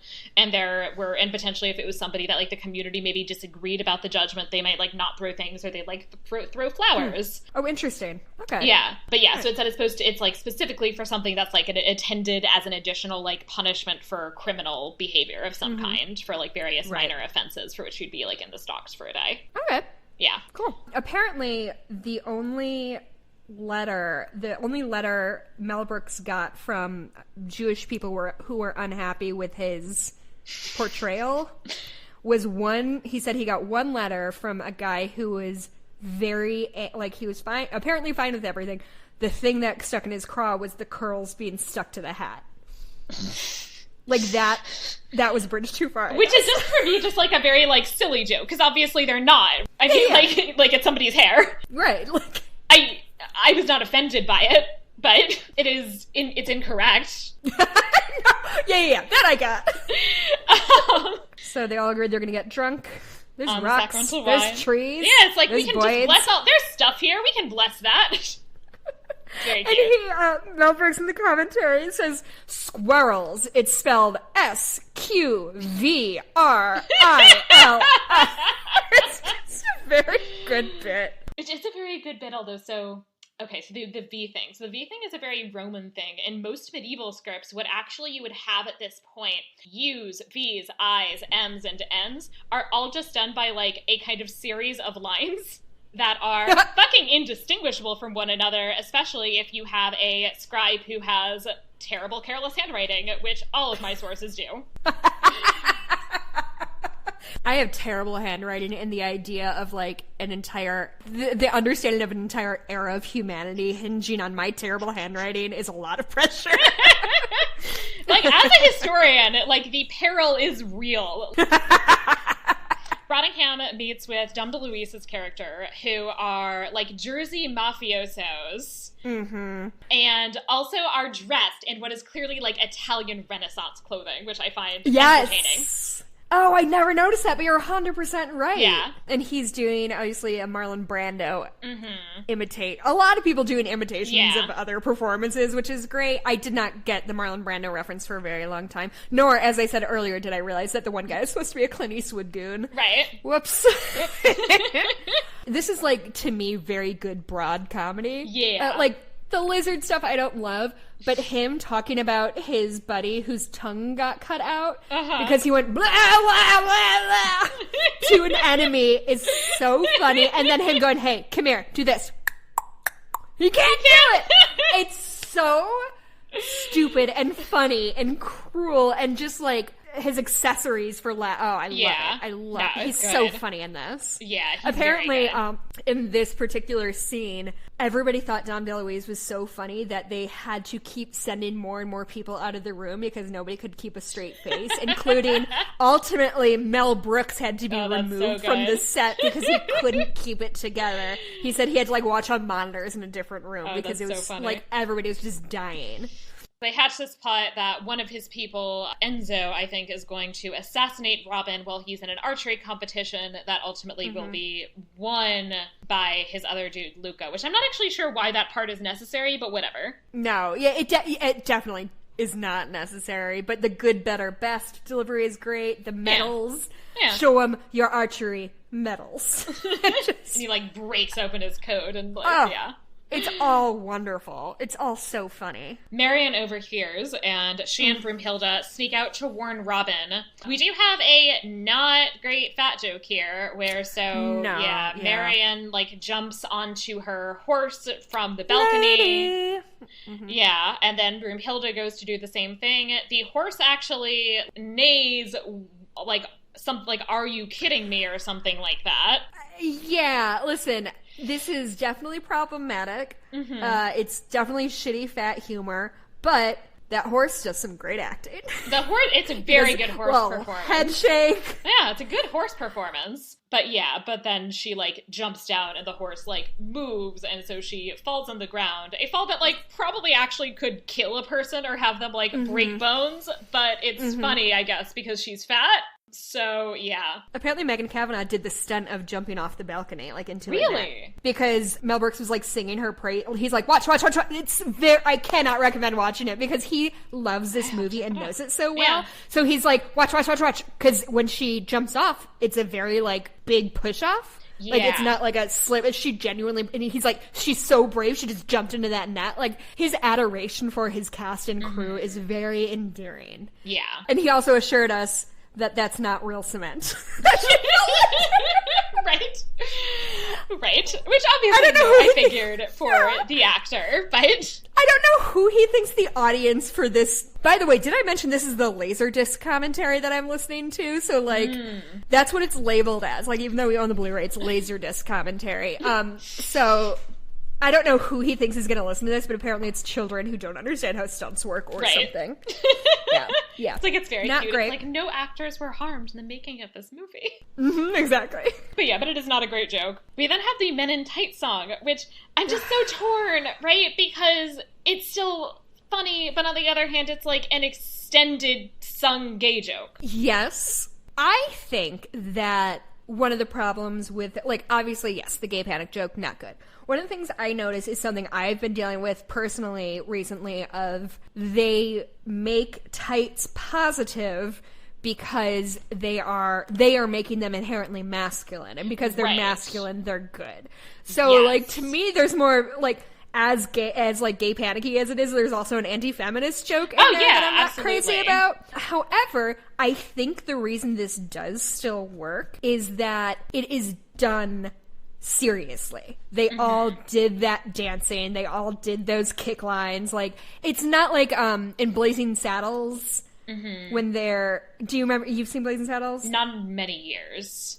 At the end, there's a whole thing where they interrupt, like, a bunch of men dancing in, like, a Hollywood soundstage. Yeah. And it's a lot of just, like, silly, goofy, like, limp-wristed choreography, whereas this is, like, they very clearly practiced all of this and, like, did it in one take. I think the fact that they took the song and the routine seriously saves it for me. But that, you know, as a straight person, that's not my job to forgive them. But that's my... maybe not great read on it. It's an excellent performance watching this. I mean, I don't know, like I have weird feelings about it, like, and I'm biased, like, you know, I'm like, I identify as like queer woman, but it's especially a kind of like weird anti like gay men joke, so I also am not 100% sure I feel qualified to comment on it. Yeah. But it is weird because, yeah, it has this whole thing where, like, tights are traditionally, like, female, and that's bad, and we're saying we're not that, and they're masculine, or they're traditionally, like, feminine, and therefore, like, if a man is wearing a thing that's feminine, that's gay, and that's also bad, and we're not that. Right. It's fraught. I'll give you that. I think as far as, like, gay panic jokes go, maybe this one is not as malicious as it could have been. Right. Right? Or you know what? I could just be justifying a movie that I like that was made in 1993 or whatever and not being objective or a good ally about it. I don't think it is malicious exactly, but I do think it is ultimately a song, the point of which is that being feminine is bad and being gay is less masculine than being straight. Mm-hmm. Which is feminine and also bad. Right, like anything Yeah, so there is an overall message which is not good. Yeah. I mean, I think if I'm going to be, like, intellectually honest with you, like, yeah, it's not great, but, like, of course, like, I am obviously trying to justify a thing that I have loved my whole life. Yeah, which is fair. It's problematic. And, like, I acknowledge that it's not my best moment, but, like, I just need Mel Brooks to stay okay for a little while longer. And, like, we all get to have our problematic faves, right? Like, we all get to have things that we still like, and, like, we can be critical about things and still enjoy them anyway, and, like, you know, I had fun listening to this song. I think it is very problematic, but, like, I'm not, like, upset listening, or, you know, like, I still am having fun watching this movie. Yeah, so. absolutely. Yeah. Yep, okay. So we solved that. Yeah. Marion and Broomhilda arrive in the forest. We have another questionable fat joke as Broomhilda, like, jumps off to the horse, like, onto Little John, knocks him over, and then she's like, is there anything I can do for you? And he's like, you can get off me. Terrible fat joke. Terrible. And it makes it worse now that I realize that Megan Cavanagh was, like, wearing a fat suit, basically. Like, right. That's even worse somehow. Yeah. So that is not good. And again, it is also this whole part of, like, that their relationship, like, that is also that, like, their relationship certainly, like, could have been one where we're, like, with him kind of, like, catching her as she jumps down, where, like, that could have been, like, a cute, like, oh, maybe this is a side romance, but it's not. And not that I think everybody has to be in a romantic relationship, but it's also, like, this woman is not conventionally attractive, and therefore, like, nobody, like, not worthy of love or sex. Right, exactly. Absolutely. We all know that. Marion tells Robin about the plot, and she's like, they're going to lure you by inviting you to an archery contest. And he goes, an archery contest? Which is a great line delivery. Funny. He's so funny. Yeah. Oh, this song. Yes. Okay, I'm reading your notes. What happened in Beowulf? Penis gag? Okay, so, like, they have the whole, like, romantic song, right? And a big part of it is that they're behind this sheet, and you see the various merry men watching from the other side of the sheet. And there's this bit where, like, his sword is, like, rising up in, like, a penis-like way. Something else that I covered recently-ish is Robert Zemeckis' Beowulf movie from 2007. I fucking hate this movie. I remember when that came out because I was in an early British literature class when it came out, and my professor was angry about it. Yes, with the, like, Grendel's mother is Angelina Jolie, and so, like, she's hot, but also, like, she's evil, and the whole point of the movie is that, like, women are the worst because, like, they fuck you and make you do bad things by tempting you. Honestly, that's one of those movies that I obviously didn't see when it came out, despite the fact that I was fine. Like a major studying this. I was like, no, I'm not even the right audience for this. My curiosity might get the better of me sooner or later. It's an experience. To borrow a term from a different podcast, is it like a bad movie or a good bad movie? I think it depends on context. Watching it alone, I felt it was a bad movie. I think if you were watching it with somebody, it could maybe shade over into good bad. Yeah, there is definitely that line of movies that, like, I want to watch this with some friends over drinks. I do not want to watch this alone in my basement. Yeah. So me watching this alone in my basement, or not basement. But anyway, so Beowulf, like, it's rated PG-13, right? So there's no male nudity. But there are, like, extended gags of things that are in front of Beowulf's penis. Oh, no.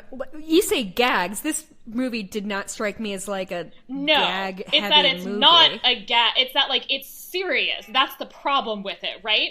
Is that that there are multiple shots where there's, like, a goblet or, like, a sword or something covering Beowulf's penis. That's like a Looney Tunes shtick. Yes, but it's taken entirely seriously. Oh my god. It's extremely weird. Do you see my face? This is the face of someone who's going to watch that movie tonight. They do their whole, like, thing with the extended, sword penis joke, but it's actually a joke, and so I think it's kind of funny. As opposed to it works as not a joke. actually intended as a joke. Another thing that confused me as an 8-year-old. Right? Yep. And so nobody does their own singing in this, in terms of, those big... That's not that shocking, I guess. No. And it's very obviously, like, they're not trying to match the voices. But the guy who did Carrie Elwes' voice for that song, which apparently is like a 1920s standard, which I had never heard of, but, like, it's a real song. Good to know. I did not know that. The guy who sings for Carrie Elwes is the same guy who sings Springtime for Hitler in Germany.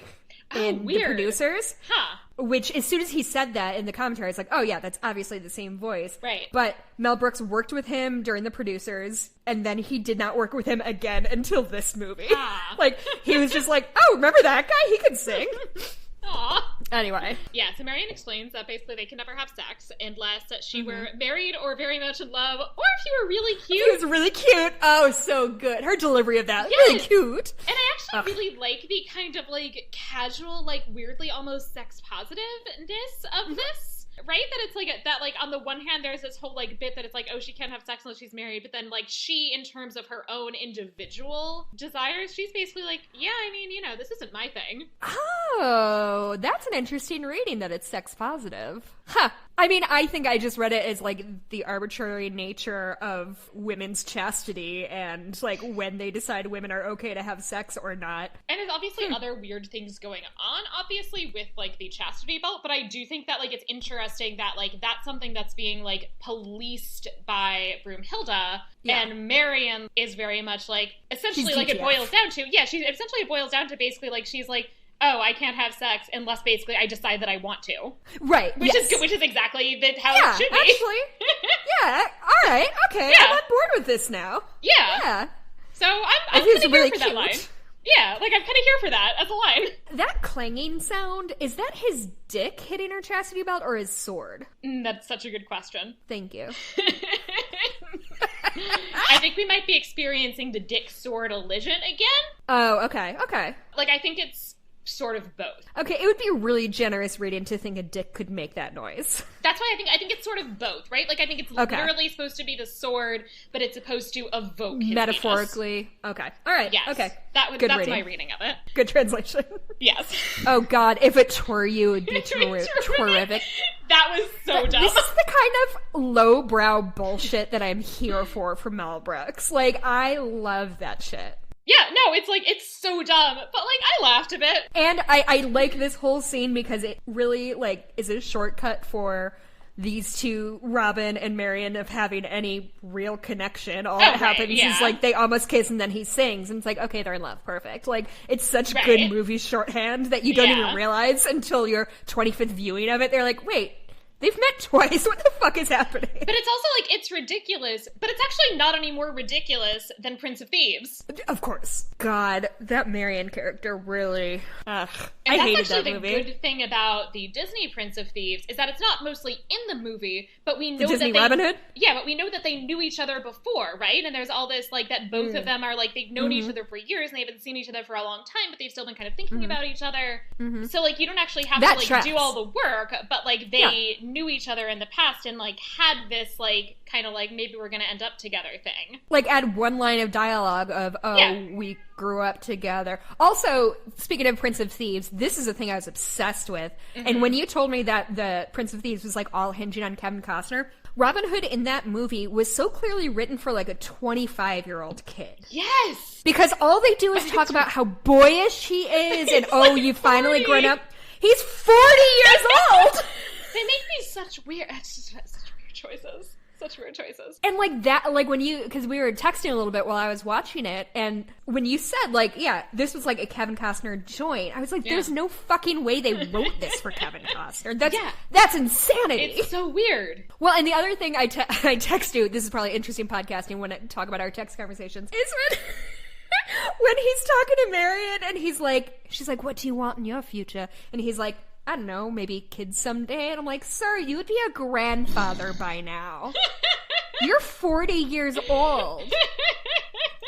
Like, I know the whole thing about, like, life expectancy is artificially shortened because so many people died when they were young. So, like, people did live into their 60s and 70s and 80s, right? Like, but just the prospect of, in medieval times, a man who is 40 years old is talking like, maybe I'll fall in love and have children one day. Like, no, you had that conversation when you were 15, sir. Right, because it's also like, okay, so men do tend to get married somewhat later than women, but especially when you're talking about the nobility, like, it wouldn't be that late. Like, he's somebody who, in reality, he would have had a fucking arranged marriage made for him at least 10 years ago.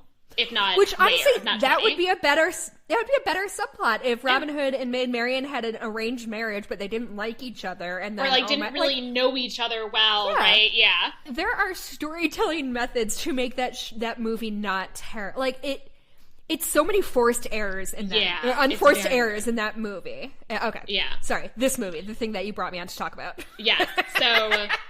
They go to the archery tournament because, of course, Robin is successfully lured. Robin's men arrive dressed as women, which is a reference to the Disney Robin Hood. Yes. Is that the first time that was... I believe so, used? yes. Okay. I actually didn't connect until just now. Yeah, you're right. A lot of the jokes in there are pretty cringy. The one cringy. That I will say I really like is when somebody says to Blinken, fix your boobs, you look like a bleeding Picasso.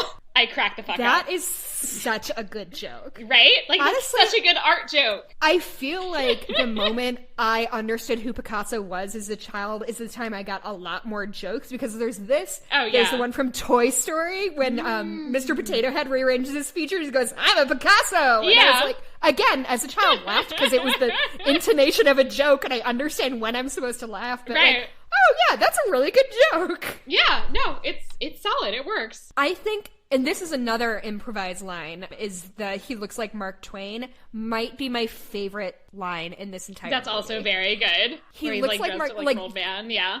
The delivery of it is amazing. Yeah. Just that observation, like, Mark Twain is not like, I don't know, he's not a figure that you would be like, oh, that guy looks like Mark Twain. Like, that's just not a thing somebody would come up with. So the fact that he improvised, he looks like Mark Twain, I think is hysterically funny. And I also love the, like, I mean, it has such a combination, right, of these, like, very low jokes, but also these, like, fairly, like, kind of highbrow jokes, right? Yeah. Like, we've got, like, a literature, a joke, and an art joke, like, right in the scene. Yeah, I mean, I think that's why, in my opinion, I know a lot of people don't really like Mel Brooks because he's very, very broad in his comedy, but I think there's enough of these little, like, smart jokes buried in it, whether that's a Mel Brooks joke or like he just is good at casting people who get what he's doing. Oh god, I love this fucking movie so much, Sarah. I'm so glad you asked me to watch it. Robin looks like he's about to lose, and then we have what is a great moment of fourth wall breaking where he's like, I'm not supposed to lose, and out and calls for the script, which I love. I love this. Okay, I love the concept. The part I don't like is when the prince and the sheriff like open their things and go, yes, yes, he does. Oh, I'm here for that. Oh, I don't like that they do it like synchronized. I wish they both just mumbled. I don't know. I'm giving comedy notes to fucking Mel Brooks, but yeah, the I'm not supposed to lose is such a good setup. Yeah, and so I liked that, and yeah, and I liked in general the fourth wall breaking and the everybody breaking out their script. I'm fond of that. And the fact that they're bound in leather, it's a dumb joke that he obviously worked very hard at. Right, those props were made. Yeah, the fact that I didn't notice until this time, they're bound in leather as if they were medieval. And that's a fun, it's breaking the fourth wall, kind of. Yeah, because it's acknowledging they have scripts, but also in this weird fiction they've created the script, they're actually in medieval times. Right, yeah. Robin realizes he gets one more shot. He shoots the trick arrow. Mike and I were talking about this a little bit. Patriot missiles are such a fucked up thing that we have, that they're called Patriot missiles, and so therefore that kind of grossness trickles into this, but the arrow weaving around is it's great. It's good stuff. It's great. Stupid. It goes under all the people in the crowds. They get up and they do the do the wave. It's good, stupid stuff. Yeah. Oh yeah, and then Blinken does the arrow grab. Heard that from a mile away. This is another one that Mel Brooks legit explained to the viewer. He was like, yeah, because he heard the arrow coming, but then, and he heard that, but he couldn't hear Robin Hood, who's right next to him. He explains this joke, and which, of all the jokes he could have explained, this was no, Mel, bud. We got it, buddy. We're there. We're there with you. Rottingham calls for Robin's arrest, and Marion promises that in return for his life, she'll do the most disgusting thing that she can think of, which is that she will marry him. I shall marry you. I love her, weird, posh accent that reminds me of, Queen silly. Elizabeth in The Crown, of just, so heightened to the point of absurdity. Right. And we have, where she's then but only my body, not my heart, mind, or soul, to which Rottingham's yeah, no, that's fine. Originally, apparently they did that joke twice. The original line was supposed to be, who gives a shit? And so he says, I respect that, which is interesting. Which is a funny, weird choice. I liked it. Yeah. And I'm really glad that you have this quote pulled. Tonight we're going to have a wedding or a hanging. Either way, we're going to have a lot of fun, huh? It's good. It's good. It's just good. It's just good stuff. God, the fox. Right, they try to reach out to the villagers via a fox for, fox is, fox versus fax, and also then it says 12th century fox on the sign. Pretty good stuff. Also, apparently Mel Brooks thought it was an outfox you joke as well, according to his commentary. That one didn't occur to me. But yeah, nope, me neither. It's multi-layered. Yes. And, okay, speaking of lowbrow humor, the fox making a dolphin noise, fucking hysterical. Right, it's great. It's great. Great stuff. So stupid. So that's good. We do have, of course, again, tights. Tights are ladies' things, because the men also enthusiastically say, let's get out of this ladies' clothing and into our tights. Yeah. Is the joke on toxic masculinity, or is the joke toxic masculinity? Right, it's I don't know. Nobody knows. And that's the issue with a lot of this kind of humor, right? Is that you don't know.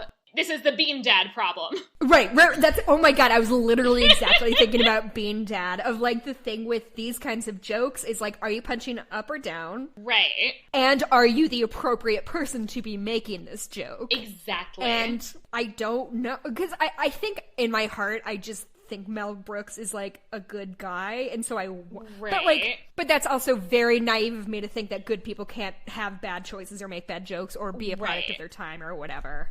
It's me being defensive of Mel Brooks. Oh, right. And I will say, I'm more willing to extend goodwill to Mel Brooks because I have no particular, there's nothing that I happen to know about Mel Brooks that makes me think that he is not a perfectly nice man. Right. Yes. But, that doesn't mean he's beyond criticism. Yes. And I think, while it's not an excuse to be hateful, you have to take things in context of their time, when, the 90s loved gay jokes, and, it just did, and it sucks, because you're essentially throwing an entire community under the bus. Right. Because it was the 90s. We didn't know gay people were real. I don't know. Okay. Right. Oh my god, the Executioner. So this is the same guy who plays the Executioner in Blazing Saddles. Right. When he hangs a man on his horse, which I think is extremely funny also. But his delivery, he's on screen for 30 seconds, maybe. But just his whole... And he plays the exact same character as he did in Blazing Saddles. Right. But there's this bit that he does, oh, what are you, 16 and a half? Right. And then he, puts the noose and goes... and that makes me laugh so fucking hard because he's just straight up making fun of this guy to his face. I'm like, you're gonna die soon. About to die, and then Robin's like, it's a little tight, and he's like, well, that's the idea. That's the idea. Oh God. Or do you want to blindfold? How about half of one? Just all good shit. All good stupid jokes. The wedding begins, and Robin is strung up to be hanged, just in case Marianne changes her mind. Mm-hmm. Okay, there is a man. He is constantly referred to as an abbot. The way he is dressed, he is clearly a bishop. This really bothers me. Okay, but if we cared about that, we wouldn't get the great joke, hey, abbot! So, which is probably why it's there, yes. 100%, and like that is probably why he is an abbot. So anyway, but yes, but I'm just like, but look at him, he's like a bishop. And his delivery of, I hate that guy, is excellent. It's so good. Good morrow, abbot. He begins the wedding in the new Latin, which is pig Latin. And it's like, at least I don't have to bitch about the Latin. But you know what? It's a good joke. It's a good joke. It's so stupid. It's so stupid. Deeply and irresponsibly stupid, but it's great. Yeah. I'm like, all right. I'm here for it. It's dumb, but I'm here for it. I really like the part when he's marrying them and he's like, do you take whatever? And she goes, I do not! So fucking dumb. Yes. Love it, though. Love it. Yes. She's so funny in this movie. And she's good, yeah. And she does that as the merry men come in and, like, free Robin. Exactly. Basically, yeah. I think the other thing I like about this is that Mel Brooks gives his female... Like, while the female characters are few and far between, he gives them shit to do. They're not just, like, props that the movie kind of revolves around. She has a great bit when he's singing to her, and it's, like, blowing in her face, and she does very broad comedy, which I feel like beautiful women do not get to do. Right. I love this movie. Okay, so Rottingham drags Marianne off to the tower while the villagers are joining the fight, and Rottingham is then stymied by the chastity belt, which is also a chastity bra. Yes, obviously, and breaks out a jackhammer. This feels like kind of an uncomfortable rape joke. Yeah, you're right. I will say that apparently, I don't know why I cannot remember this woman's name. I like her so much. Amy Yazbek. Yeah. Apparently, Mel Brooks gave her the line, like, no matter what you do, I'll never submit. And she was the one who improvised doing, like, because she was being jackhammered. Right. And she's the one who improvised doing, like, meh. Like, that was her bit. I don't know. Wanted to give her credit for that dumb joke. Which is good. And that's good physical comedy, right? Like, which again, like women don't get to do a lot of physical comedy, especially conventionally attractive women. Of course, and like again, like she's doing a very good performance. Like that's not where the fault is, but it is just a little like. Because again, it's like it's the same as like the sword penis. Like the jackhammer is also really like metaphorically the penis, and so it's like it's uncomfortable. Yeah, for sure. But Robin arrives and is saying, prepare for the fight scene. Which again, I love that sort of joke. Fourth wall jokes are always funny to me. They're always good. And also, I like this little fight scene. I think the thing about this movie and the reason it works, and I think I'm probably reiterating something I said earlier, which is great because we're not running over time or anything, but they take a very silly movie seriously. Like they brought in a legit swordsman to choreograph all of this. And it's actually, you know the part when they accidentally stab somebody's bagel or something like that? He's in the window. That's the swordsman. That's the fight choreographer. Oh, nice. That's cool. Yeah. So it's an interesting scene in that, the choreography is very good and it's done in such a way that, the length of the fight scene makes sense despite the fact that at no point does Rottingham actually look like he's very good. No, he does one, thrust that looks really dope just because he hits that, very, fencing move thing. Right. But, I mean, to me, it's all about Cary Elwes in this. He's so nimble and lovely in this. Yeah. And, the stupid parry thrust joke, great. Right. Great stuff. And Rottingham being not good is also, in a choreographed way, right? That he's, comedically not good. I think the actor is doing an excellent job in the scene. Yes, he comes off very frantic, which is, I think, a fun way to show fights, is one person, frantic and slashing, and the other person's very cool and calm. I think that's a fun way to do a fight scene. Yeah, it works. It's a good scene. During the fight, Rottingham breaks Robin's medallion, revealing a key that then fits perfectly into Marion's chastity belt. Apparently also that thing was full of glitter because it explodes like a glass statue. It just shatters. Right. And fits perfectly, which she says that he must be her true love because it's just the right size, to which Rottingham protests, it's not the size that counts, it's how you use it.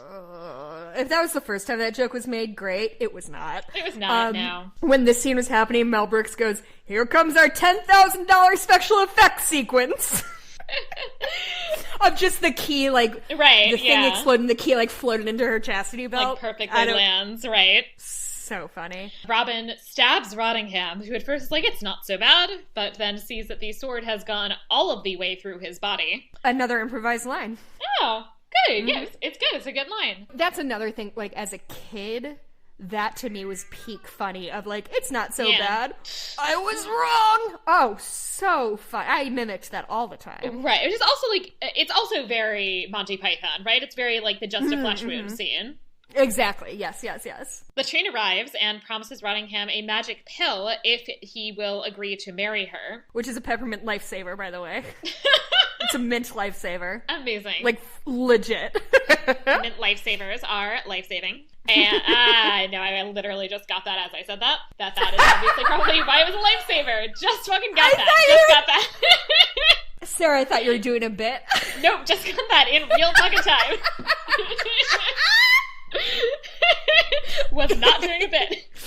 I was just like, cool, I love lifesavers. Oh, that's so funny.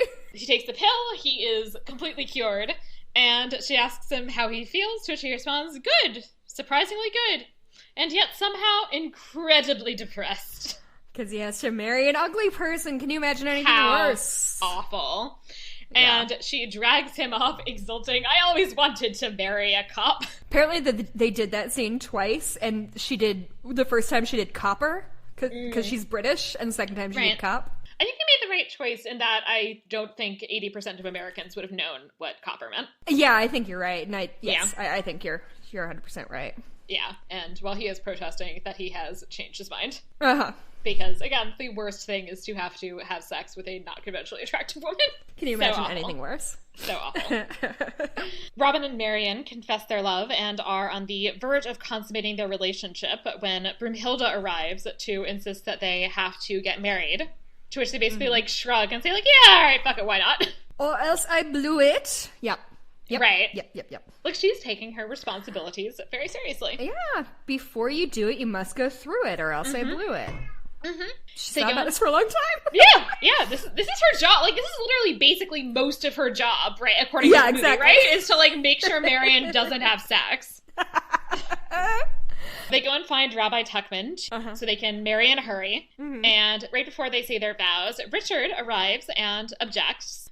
He punishes John, including that he will give his name to all the toilets in the kingdom. Yeah, his reaction when Richard shows up, his, like, sinking into his throne is very good. It's a very good choice. He does this brilliantly. He also sends him off to the Tower of London and also adds that he can make him part of the tour. Which is a great anachronistic joke.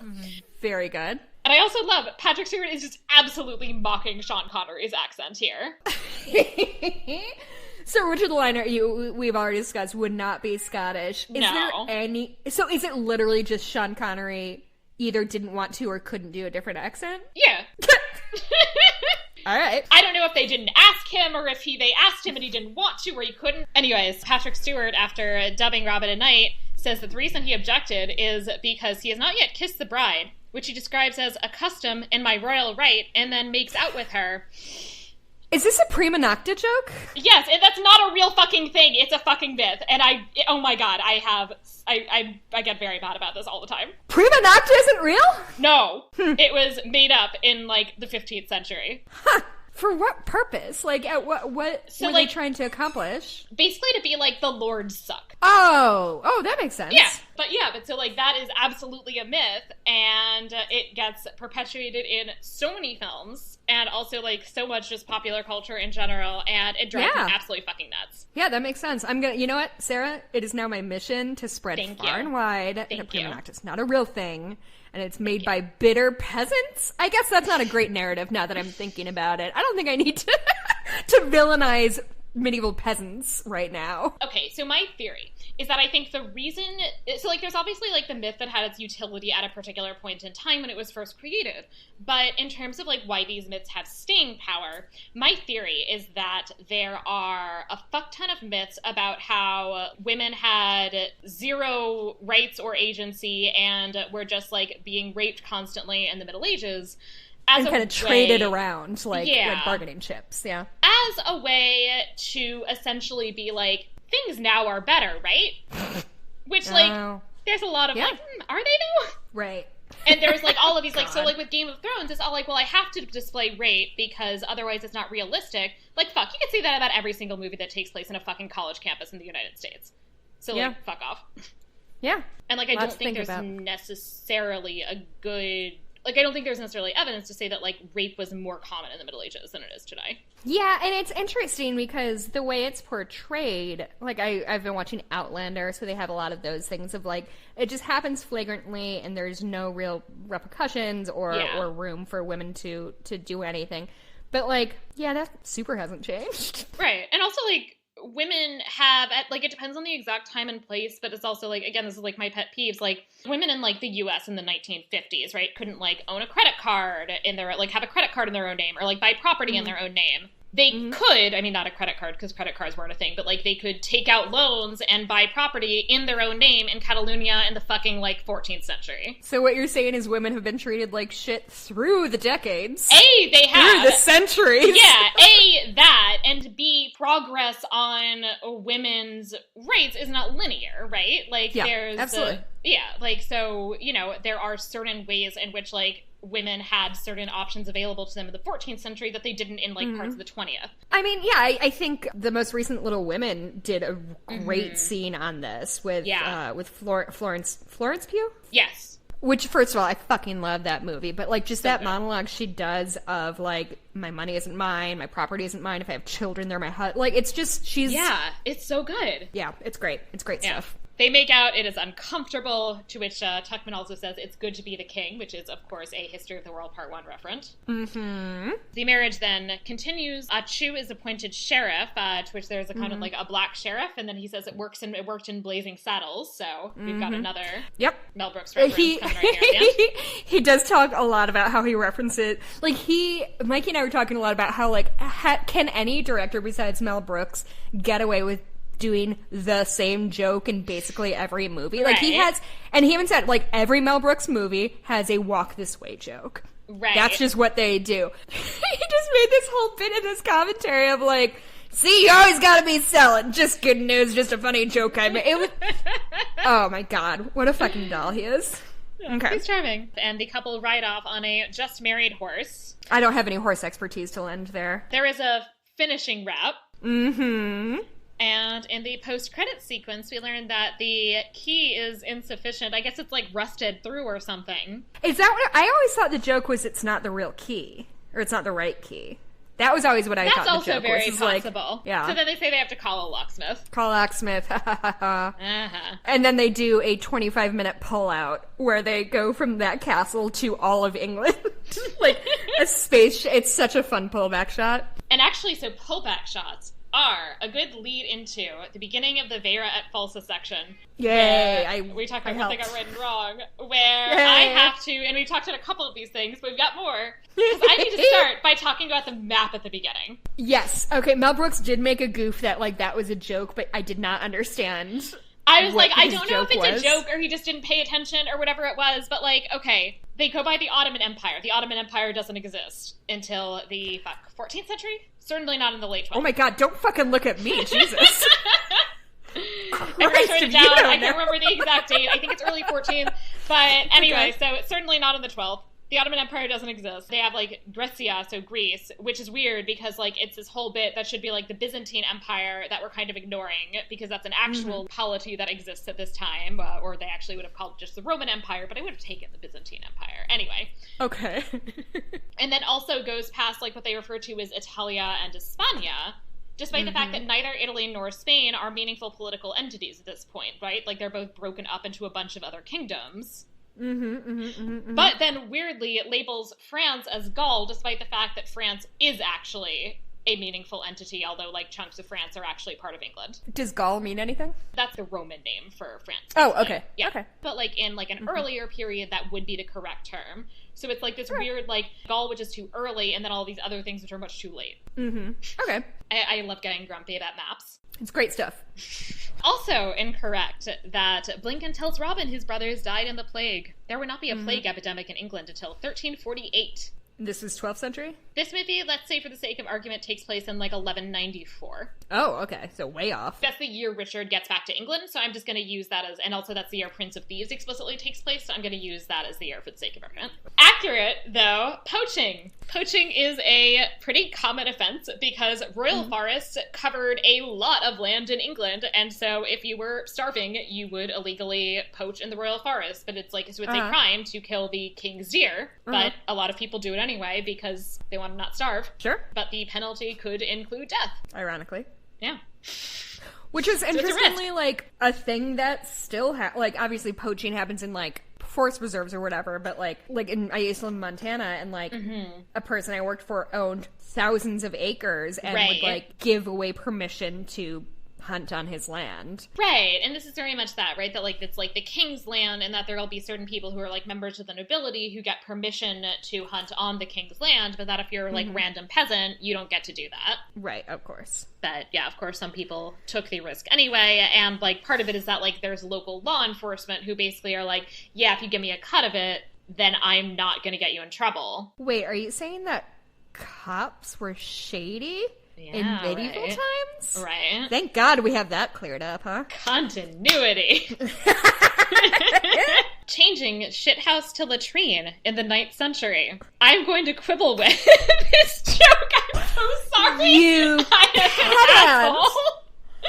How could you? Okay. So, latrine is kind of French sounding, right? I think that if you were going to have a change from a more English sounding to French sounding name, that would have not been in the 9th century, which is pre-Norman conquest. I think it would have been post-Norman conquest, which is 1066. Oh.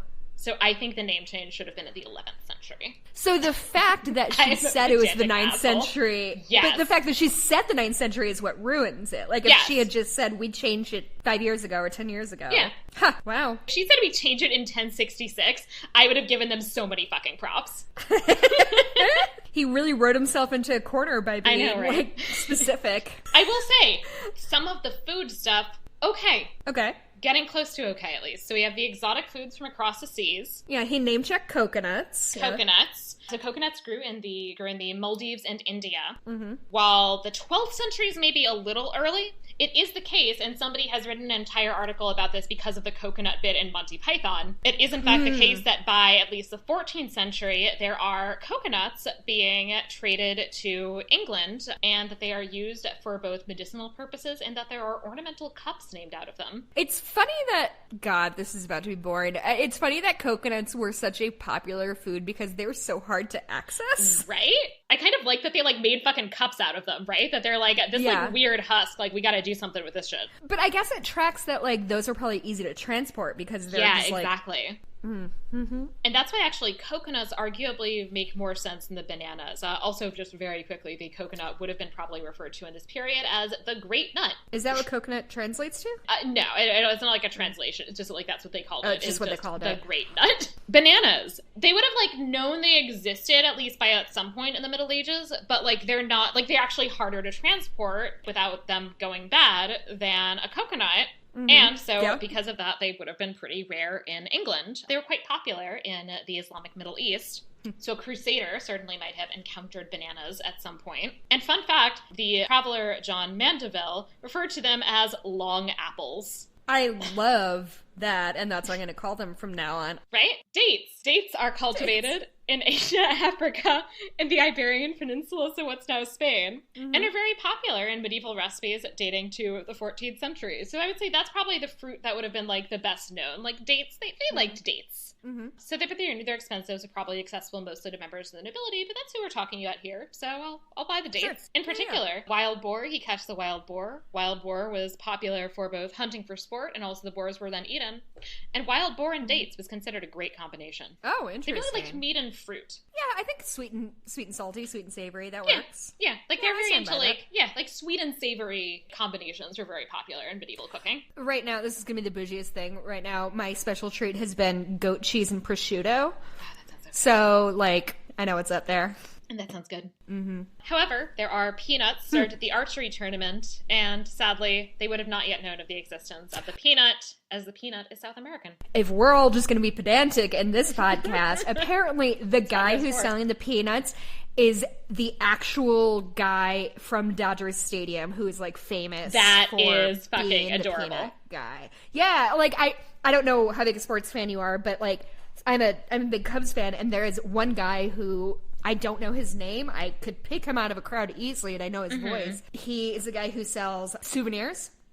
So, like, foam bear claws or whatever at Cubs games. And I think it's a similar thing of, like, everybody knows who that guy is because he's the one souvenir guy. I think this guy is a similar thing. That's of, like, he's a staple of the Dodgers. That's very charming. I like that. Yeah, it's cute. Rabbi Tuckman. I am going to make the argument that Rabbi Tuckman is a more accurate choice than the traditional choice by which Friar Tuck is a Franciscan friar. This is because the Franciscan order does not exist until the year 1209, which is 15 years after this movie takes place. And I am a pedantic asshole, as we have established.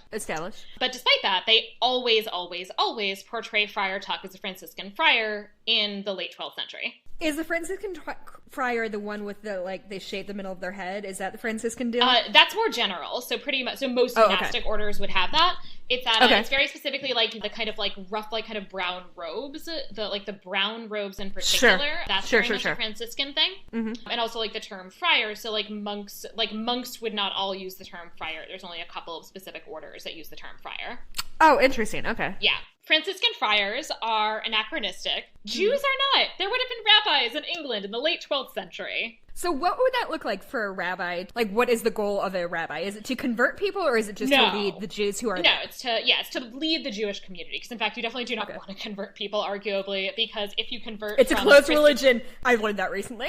If you convert from Christianity to Judaism, like, you can be executed. It's actually more what the problem is. Like, it's actually interesting, like, Judaism has all of these, like, anti-proselytism stuff, but that is actually arguably something that developed in Judaism in response to the fact that they weren't allowed to proselytize. Interesting. Yeah. In the pre-Christian Roman period, who was it? Horace, I think, one of the, like, Roman poets, literally has this, like, joke in one of his poems where he's like, aha, like those proselytizing Jews. Classic humor. Right? The earliest bad Jewish joke. Quite a zinger. Where he's like, you'll go around bothering people like those proselytizing Jews. Thanks, Horace. But, like, in this period, it's that basically, like, if you are a Christian and you convert to Judaism, like, that is, from the perspective of this being a Christian country, like, that is an executable offense. Okay. And if you are found as the Jewish community to have knowingly harbored a person who was a convert or encouraged this, you also could be executed. Okay. It's heavy stuff. But yeah, there is a Jewish community in England, which dates back to the Norman conquest. So Rabbi Tuckman is at least an improvement of the Franciscans in that at least, like, there are Jews, and therefore, like, some of whom are rabbis who are leaders in the local Jewish communities. But of course, like, the way he is involved with Christians, including, like, marrying Christians, like, that's a big no, obviously. Yes.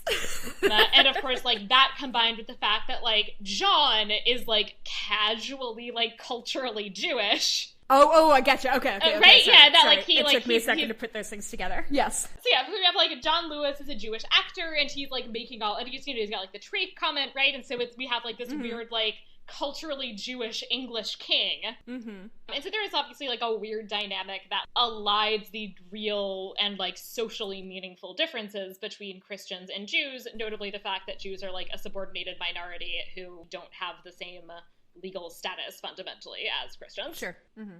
We're definitely ignoring that one. But, you know, at least like a rabbi in 12th century England is a thing that happened, as opposed to a Franciscan friar. And I want to be clear, the hair curls aren't traditionally attached to the hat. Is that what I'm understanding about Friar Tuck? They are not attached to the hat, no. Okay, thank you. Yeah, and I will say also, like, so his whole getup is also very, like, 17th century and beyond Eastern European. I was gonna say, like, he grew up in Mel Brooks grew up in Brooklyn, and so to me, like, that is very much. He's like a Brooklyn Orthodox Jew, and the Brooklyn Orthodox Jews dress like people in 18th century Poland. In all seriousness, like, that's what their outfit is like their outfit is like what people just wore in 18th century Poland, and it's like not actually religiously significant for the most part. I mean, listen, when you find an outfit that works, you just stick with it, right? So, there have been a lot of things that we've talked about that got right and got wrong, but now I'm going to highlight one additional thing that it gets into that is a big myth about the Middle Ages that shows up here, which is the Historia et Veritas section we'll be talking about chastity belts. Yay! Yes. So thank goodness the chastity belt is, like, not a fucking real thing. I'm genuinely so relieved to hear that. Right? That's very good news. Because it's, like, real fucking gross, right? Like, how many times have you learned something new about history and you're like, oh, thank God, it's better than I thought it would be. Right? Like, it's so rare that you get this treat. It's great. First of all, I will say, so there are a couple of examples of, like, physical chastity belts that exist in museums. The authenticity of these is pretty doubtful. Okay. And there is scholarship, and so in particular here I'm relying on a scholar named Albrecht Clausen, who actually has a whole book which is called The Medieval Chastity Belt, a myth-making process. Wow. I'm putting that on my Goodreads list. It's like $60. Fuck you. Fucking nerd selling your books for so much. It's really annoying. If you want to scan a part of it, let me know. But anyway, so, and he actually also talks about the use prime noctis in this too, and then, like, that is another big medieval myth. One of the things that he talks about is the fact that, like, first of all, the authenticity of a lot of these physical objects that are presented as medieval chastity belts is pretty doubtful. Another big thing is that, there are no references in medieval texts or visual art that we can actually securely date to the chastity belt. The earliest that was talking about something in a literal sense would at the earliest be like the 15th century. Interesting.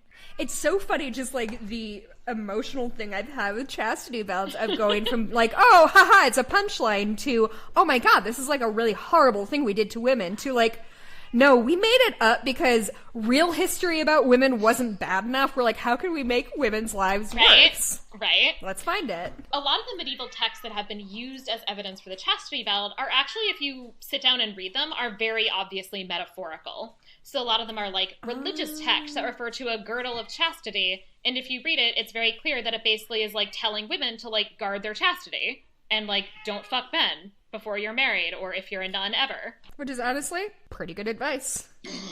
Don't fuck men ever. Good advice. $108 on thriftbooks.com. I got a copy for about $60. I mean, still. And so I just wanted to quickly read one example, and this is from a text by a medieval troubadour, Guillaume Machaut. It's a 14th century text, and it does have this referent to a chastity belt. So it says that this, the beauty, embraced me, putting her arm around my neck, and I embraced her with both my arms, and around my neck placed her other. Then she took hold of a small key, made from gold by a craftsman's hand, saying, carry this key with you, darling, and guard it well, for it's the key to my treasure. From this moment on, I make you its lord and master above all others, and this I love more than my right eye, because it's my honor, my riches.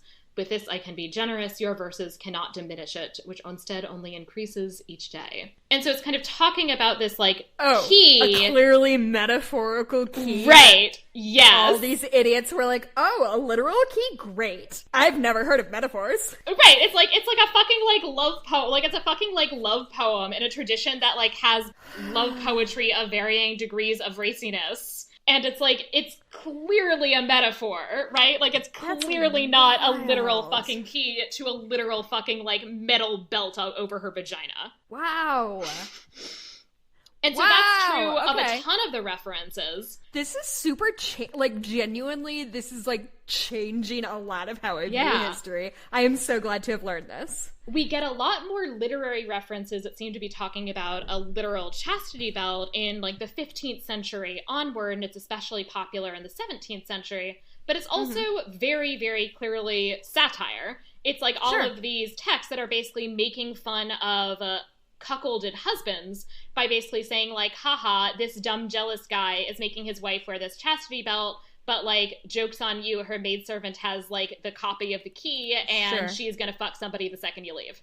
No matter what you do, this girl's gonna fuck somebody else. Okay. Right, and it's, very much a satire on men's inability to actually control their wives' chastity despite believing that they can. Okay. So even when you have these texts that are, referring to, that are talking about it in a story as if it's a real thing, that does not mean that it's a real thing worn by, actual human women. Which, again, there's still no evidence that it ever was. Wow. And so it's this myth that's kind of coming up as so it's this kind of story that's coming up in this sort of satirical context. And then it's, again, one of these things that I think gets preserved because it fits with our notion of the Middle Ages as barbaric and as particularly misogynist. And so it maps onto all of our expectations, and so we assume that it's a real thing.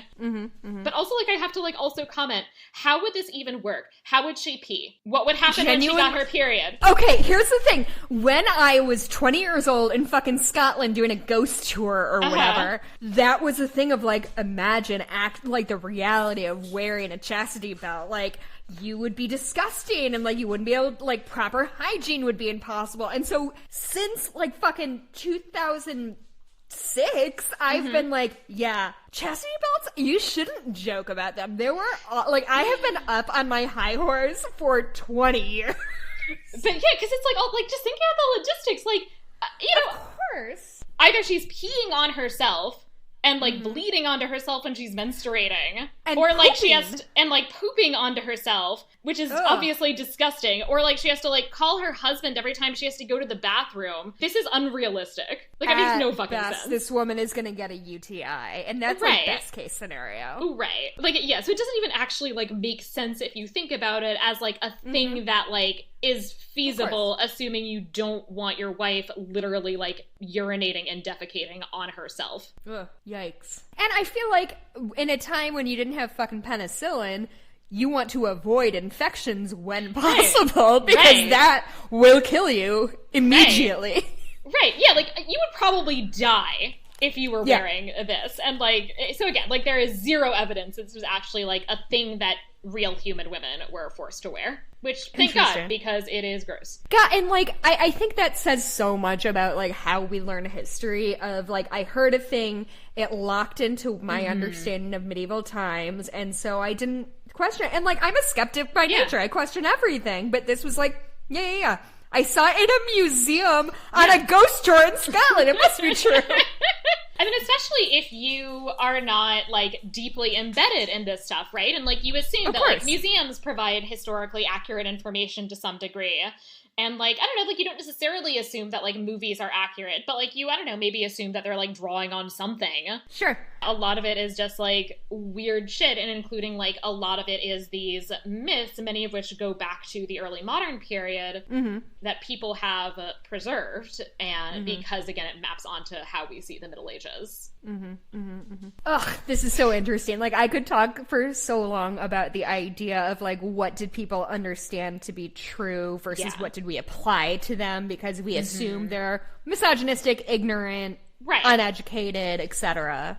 Yeah. And, and not that it's not a patriarchal society that has very severe penalties for adultery. Right. This was not a paradise for women. Let's not get into it. No, they're certainly not saying that, but it's that, there are these, extreme things that are completely invented. That are, punishing women just for being human women, which... Right. Okay. All right. I'm interested. So our next segment is where we come up with a film or show inspired by this one. As I have bitched many, many times about the fact that, okay, this movie, it actually has Jews in it, which I always find it very annoying that Jews are not part of the Robin Hood story, because a lot of the Robin Hood story is about the heavy burden of taxation that people in England are experiencing. Mm-hmm. Jews are in fact the people who are bearing a really disproportionate burden of that taxation, but they are generally not incorporated into the Robin Hood story. Mm-hmm. So this technically does have one Jew. And so, inspired by that... I'd say 1.5. 1.5, yeah. With, like, Prince John. That's a whole thing. Mm-hmm. So, inspired by that, I would like to have a version of Robin and his merry men, and including, we'll have her be Maid Miriam, who are all, in fact, Jews, who are doing their little, like, rebellion against the disproportionate taxation of the Jewish community. This is a thing that did not happen and probably would not happen, but I think it would be a good, like, I don't know, dark comedy, maybe? I think it could work. I would watch that. Yeah, I like that. Okay. All right. I have mine teed up. Okay. What I want is a Portrait of a Lady on Fire style romance between the Broomhilda and the Maid Marian characters. Yes. So I really enjoy thinking about the companionship that we now, like, in modern America, get from, like, our partner that you would not have gotten. I mean, not always true, but, right, like, my husband and I are friends and friendly and spend time together. Right, that wasn't what marriage was supposed to be inherently. Exactly. So I like the idea of looking at women, I guess men too, now that I think about it, but this movie that I'm writing is women looking for that intimacy, whether it's physical or emotional or intellectual or a combination thereof, which I guess Portrait of a Lady on Fire sort of did this better than I could ever imagine doing, but I like the idea of putting it in medieval times, or like Robin Hood-ish era, of like, what are these women's lives like and their relationships like among each other, because they are their own it's almost like a tiny little like cultish community among this larger community. I want to watch that movie. I think that would be awesome. I would also love to. I'm really into lesbian love stories for some reason. I love them. Lesbian love stories are great. The last real section of this podcast, which we have gotten to after 4 hours of recording, this is so embarrassing. Also, I've had so much fun. This has been amazing. I have also had a great time. So the final section is the estimatio, or rating, where we talk about what we would rate this movie on a scale from 1 to 5 based on our own completely subjectively chosen set of criteria. I have to give this a 5 out of 5. Okay. Even in recognition of its myriad flaws, which have only become more prominent as the years go by. However, to me, I am being very privileged right now and saying, like, okay, aside from, like, the low-key homophobia and, like, shit like that, yes, I see it and it's troubling. However, to me, this is the perfect send-up of something, because, and I said this at the beginning and I'll say it now, like, Mel Brooks clearly loves the Robin Hood story. Yeah. And further, he clearly loves making movies, and he loves his performers. Like, there is a joyousness to this movie that I like, and I think even though, like, is there gay panic surrounding the Men in Tights thing? I don't know, probably. But it doesn't seem to be that Mel Brooks is, like, taking aim at anyone in particular. It doesn't feel like a cruel, like... Right. I just really like it. I think it's silly and light and doesn't take itself too seriously, except for, like, when it should. I just think it's genuinely a very good satirical movie. It's not perfect. Of course, there are things that are troubling. And this is just me being extraordinarily subjective, because this is a thing from my childhood that I find very comforting. Yeah. So that's what I will say about that. I'm going to go with a 3 out of 5, which I recommend this movie. Like, I enjoyed this movie. I like this movie. I'm basically, like, taking a couple points off. One for the fact that a lot of the jokes have really not aged well. And for the fact that, in general, it's like, I don't know, I ultimately, like, especially, like, with the chastity belt thing, I kind of feel like it's, like, doing this work, like, perpetuating this, like, myth that is shitty about the Middle Ages. I mean, and it's that, yucky. Like, it's yucky. Yeah, and that, like, I don't know, I will say, like, the medieval comedies that I like best in some ways and have given the highest ratings are ones that I think are actually doing something interesting in terms of, like, undermining these, like, pretty fucked up myths that a lot of, like, we often have about the Middle Ages. Sure, that makes sense. I don't think this is ultimately doing that, and I understand that wasn't necessarily what he wanted to do, because, you know, he's not, you know, he's not a medievalist, like, I don't know, he doesn't have a dog in this fight. Yeah. But, you know, but, like, from the perspective of this podcast, I think this is, like, as a work of medievalism that is presenting a certain perspective of the Middle Ages, I don't know, it pretty much basically ultimately does, like, what is a sort of pretty standard one in many ways that I don't necessarily like. That's fair. I'm gonna give it a 3 based on that, but watch it. Of the many Robin Hoods I have covered on this podcast, this is one of the ones that I would actually say, yeah, sure, watch this. Yeah, absolutely. Ending matter. Jessica, where can people find you on the internet besides the 4-hour extended version of this podcast? I cannot believe how long we've talked about this great bad movie. You can follow me on Twitter. I actually just changed my Twitter name from an inside joke that I had with my best friend when I was 16 to my name. So you can follow me on Twitter at Jess Bluemke. JessBluemke. You can also, if you like me rambling, I have a couple other podcasts where I do this.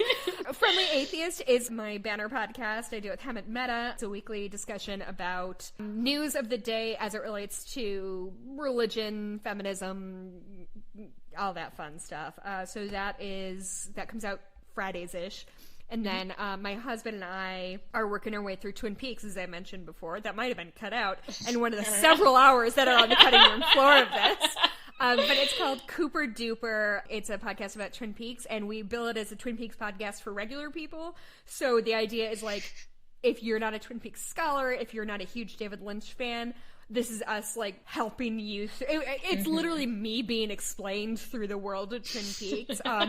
And it's honestly very, like, I have had so many 2.5-hour, 3-hour recordings with my husband where I'm like, we need to stop because I have to edit this. But, like, it's talking about art in a way, and kind of where that conversation goes. It's something I'm really proud of, and I have a lot of fun doing. Awesome. If you've enjoyed this podcast, however many hours it was, please subscribe in your preferred podcatcher app and rate and review Media-eval on Apple Podcasts. I'll read new 5-star reviews in future episodes.